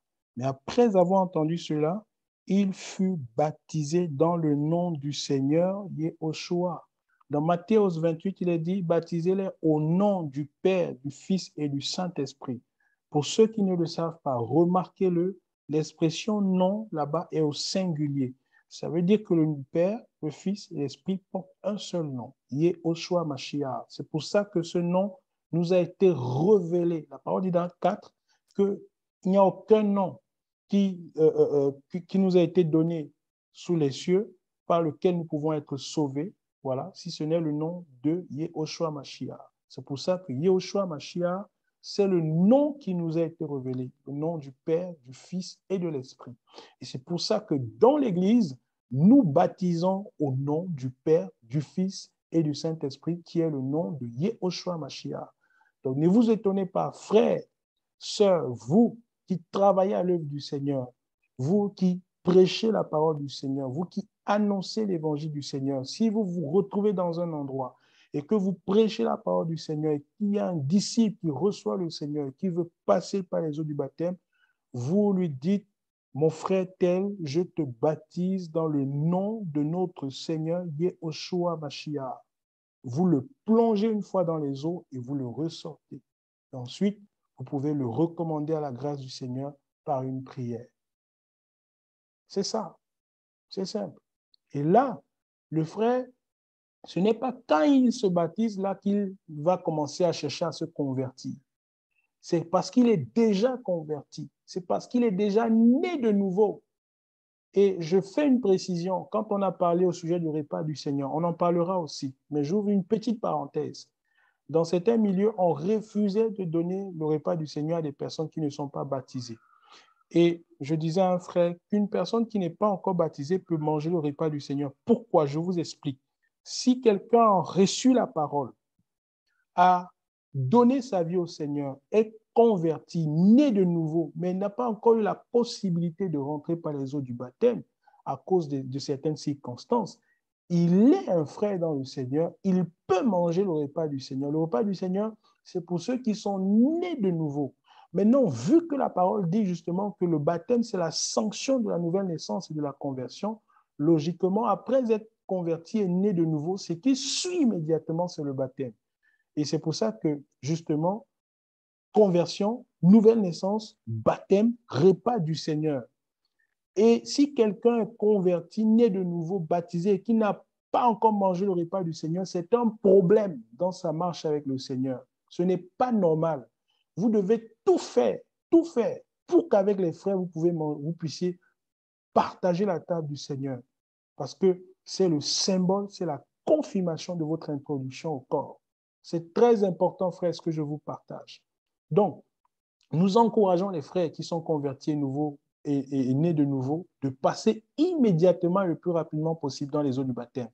Mais si vous ne sentez pas que quelqu'un est né de nouveau et converti, ne l'amenez pas dans les eaux du baptême. Ne forcez pas la personne, laissez la personne. Le baptême doit venir de la volonté personnelle de cette personne-là après qu'elle s'est véritablement convertie. Vous savez, quand tu as goûté du piment, ta bouche ne peut pas rester tranquille. Tu vas ouvrir ta bouche pour chercher le souffle. Ça va te chauffer en fait. C'est comme ça avec le Seigneur. Quand tu as reçu le Seigneur, il te bouillonne à l'intérieur. Il y a une activité. Quand tu consommes trop de piment, tu as besoin d'eau. Tu as envie de boire l'eau parce que ça te chauffe. C'est comme ça avec le Seigneur. Quand tu as goûté le Seigneur, quand tu es né de nouveau, converti et marchant dans le Seigneur, tu es zélé. Il y a une force qui t'entraîne. Tous ceux qui ont été convertis, qui sont nés de nouveau, ont raconté ces débuts-là. Ont raconté ces commencements, comment ils ont été zélés, un feu du Seigneur qui les a embrasés et tout ça. Aujourd'hui, on trouve de plus en plus des gens qui disent qu'ils sont nés de nouveau. Il n'y a rien. Ils sont plutôt dans le sommeil. Mais ils vont vous dire qu'ils sont nés de nouveau. Avez-vous déjà vu les disciples nés de nouveau et que rien ne se passe? C'est impossible. Tu ne peux pas manger 1,5 litre de piment et rester tranquille. Ça va te faire bouger terriblement. C'est comme ça le Seigneur. Quand il rentre, il bouleverse la vie, il change les méthodes, il change la mentalité. Et tu es en feu pour le Seigneur. C'est pour ça, frère, le grand danger, le grand problème de l'Église du XXIe siècle, c'est que beaucoup dans l'Église ne sont pas convertis et beaucoup dans l'Église ne sont pas nés de nouveau. Ne forcez pas les gens. S'ils ne sont pas convertis, ne les forcez pas. Si vous-même vous sentez qu'ils ne sont pas convertis, frère, prenez garde. Ce n'est pas une obligation pour vous de baptiser. Parce que quelque part aussi, on est rentré comme dans une forme de rhétorique. Tu as dit 2 mots à quelqu'un, Jésus t'aime, tac, tu es prêt à le baptiser. Non, arrêtons cette méthode-là. À peine tu as parlé à quelqu'un, tu veux déjà lui proposer les eaux du baptême. Arrêtons cette méthode-là. Les apôtres n'ont jamais opéré ainsi. Philippe prêche l'évangile à l'unique éthiopien. L'unique éthiopien lit la parole, il est touché par le Seigneur et c'est lui qui dit à Philippe, voici les eaux, qu'est-ce qui manque? Et Philippe lui répond, si tu crois au Seigneur Yeshua, si tu crois que Yeshua est le Mashiach, tu seras sauvé. Il a dit une parole de la sorte. J'essaie juste de résumer ce qu'il a dit, mais c'était dans ce sens-là. Tu seras sauvé. Il a dit, je le crois, et il a été baptisé. Le baptême doit venir de la personne, parce que si elle n'est pas née de nouveau, elle n'est pas née de nouveau, frère. Ne forçons pas les gens. S'il n'est pas converti, il n'est pas converti. Il n'est pas converti. Il n'a pas l'esprit, il n'est pas né de nouveau. Il n'y a rien à forcer de quoi que ce soit, frère. Il faut qu'on arrête un peu ça. Si vous ne sentez pas qu'un frère, si vous-même, le Saint-Esprit ne vous atteste pas de sa nouvelle naissance, laissez-le tranquille dans son coin. Laissez-le. Le moment viendra où, justement, il va prendre cet engagement avec le Seigneur, tranquillement. Et il va s'engager tranquillement. Ne forçons pas les gens, frère. J'insiste là-dessus. Parce qu'il y a actuellement un grand problème au milieu de nous, pour notre milieu, c'est des baptêmes précoces. Il y a énormément de baptêmes précoces qui sont réalisés au milieu de nous et des gens, en fait, ne sont pas convertis. Des gens n'ont pas demandé du baptême. Certains ont été forcés par les frères à se baptiser. Et conséquence, ils ne demeurent pas dans la foi, ils ne restent pas dans le Seigneur parce qu'ils n'ont jamais connu le Seigneur. Frères, s'il vous plaît, je vous en supplie par les compassions du Seigneur. Et moi-même, en commençant par moi, vous savez, à un moment, on était lancé tellement dans ça que très rapidement, le Seigneur nous a donné de nous en rendre compte que là, on fait une erreur. Il faut qu'on arrête cette méthode-là. Prêchons l'évangile, prions pour les âmes, intercédons le Seigneur, et quand ils nous diront, voici l'eau, qu'est-ce qui manque, frère, ouvrons-leur la porte du baptême. Ça, c'est très important. Ouvrons-leur la porte du baptême. Ouvrons-leur la porte du baptême. Voilà. Dernier élément, dernier point, très important. Quelqu'un posait la question, pourquoi est-ce qu'on baptise, on fait dans les baptistères aujourd'hui, pourquoi pas dans des eaux courantes? J'ai dit que selon la halakha, l'eau dans le judaïsme, ça coulait. Il fallait que ça coule. Si c'était dans une eau stagnante, c'était pas caché.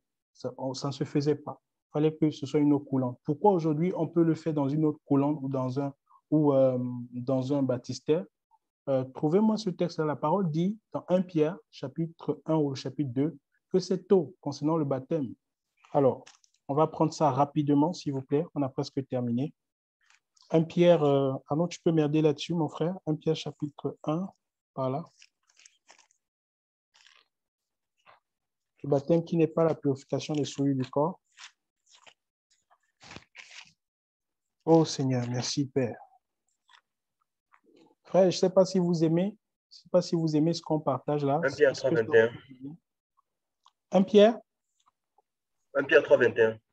Ok. Tu peux lire, mon frère, s'il te plaît. 1 Pierre 3,21. Je vais commencer au verset 20. Et qui figure rebelle autrefois, quand la patience d'Élohim les attendait pour la dernière fois durant les jours de Noah. Tandis que l'arche se préparait, dans laquelle un petit nombre d'âmes, c'est-à-dire 8, furent préservés du danger à travers l'eau.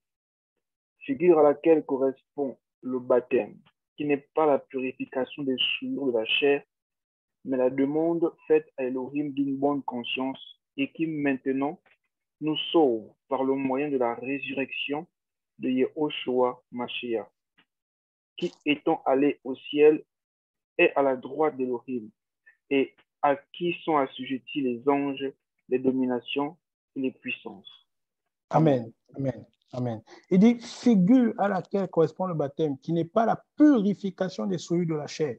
Vous voyez, sur le fondement apostolique et prophétique, le baptême, actuellement, l'eau du baptême n'est pas la purification des souillures de la chair, contrairement à la Torah, parce qu'il fallait se laver le corps pour être pur par rapport aux souillures de la chair. Donc, sous la Torah, le baptême servait, le fait de se laver, servait à la purification des souillures de la chair. Maintenant, sur le fondement apostolique et prophétique, ce n'est plus la purification des souillures de la chair, mais il dit c'est un engagement.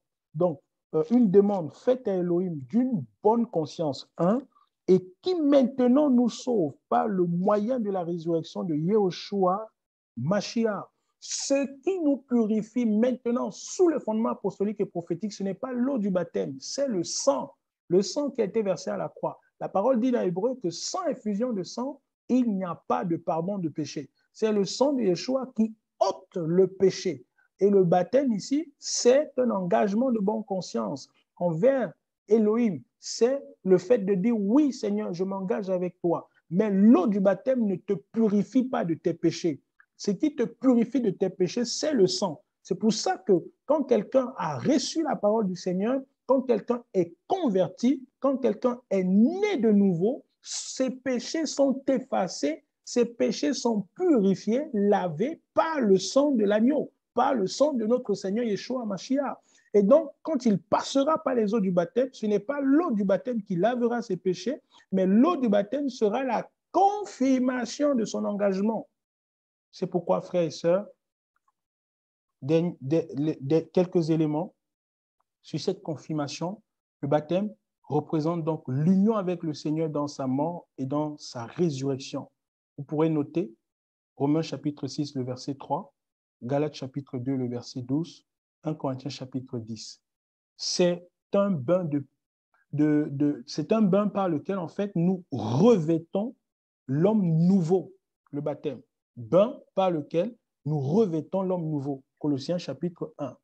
C'est l'expression extérieure et visible de l'engagement et de l'expérience chrétienne avec le Seigneur.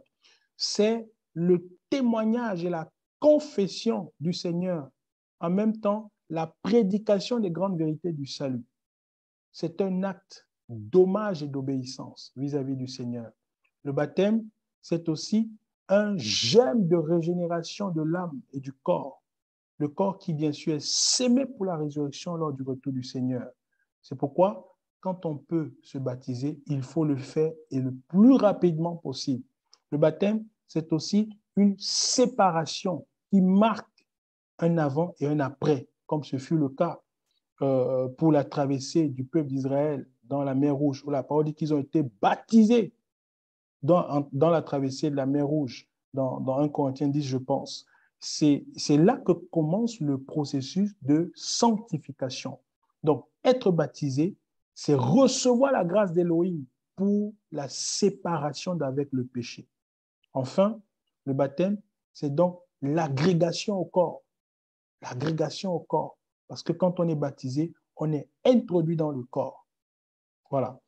Et ce n'est qu'après avoir baptisé, bien sûr, qu'on devient membre. Quand on a dit oui, membre de l'Ecclésia, et je dirais, bien sûr, de l'Ecclésia locale. Donc, c'est pour ça qu'on ne peut pas contrôler l'Église universelle, parce que le Seigneur est le chef, le patron. C'est trop large. Mais au niveau de l'Église locale, on doit veiller là-dessus, frères et sœurs. Veiller là-dessus. Et c'est donc très important. Nous qui baptisons, faisons attention. Faisons attention. Et ceux qui se baptisent, rassurons-nous qu'ils sont nés de nouveau, pour ne pas avoir dans l'Église un amas de personnes d'inconvertis qui vont venir créer plus de problèmes que d'apporter des solutions. Frère, et généralement, beaucoup de problèmes de l'Église de ce temps est dû au fait qu'il y a beaucoup d'inconvertis. Donc, plus on fait entrer dans l'Église des gens inconvertis qui ne sont pas nés de nouveau, plus on a des problèmes. Ce sont eux qui vont créer beaucoup de problèmes dans l'Église après. Et il faut faire extrêmement attention là-dessus. Voilà. Que le Seigneur nous garde. C'est ce que je voulais vous partager. Oui, effectivement, beaucoup de fausses conversions. On peut voir beaucoup de fausses conversions, beaucoup de semblants aussi, des gens qui ne veulent pas quitter le péché. Frère, si quelqu'un dans l'Église ne veut pas quitter le péché, mais veut se baptiser, n'acceptez pas ça. Ne baptisez pas des gens qui ne veulent pas quitter le péché, mais qui viennent vous demander de se baptiser. La personne est dans le concubinage, ne veut pas quitter le concubinage, mais veut se baptiser. Nous ne baptisons pas de telles personnes. On baptise des gens qui sont convertis et nés de nouveau. Parce qu'il y a ça aussi. Beaucoup de gens pratiquent le péché et viennent demander à être baptisés pour juste se conscientiser, pour laver leur conscience. Ça, c'est du diable. Dans l'Église, ceux qui se baptisent, ce sont ceux qui sont nés de nouveau, c'est-à-dire nés d'eau, l'eau de la parole, nés d'esprit, et qui ont l'esprit d'Élohim, l'esprit de vérité. Amen. Voilà. On va s'arrêter là, frères et sœurs, pour ce soir. Que le Seigneur soit béni.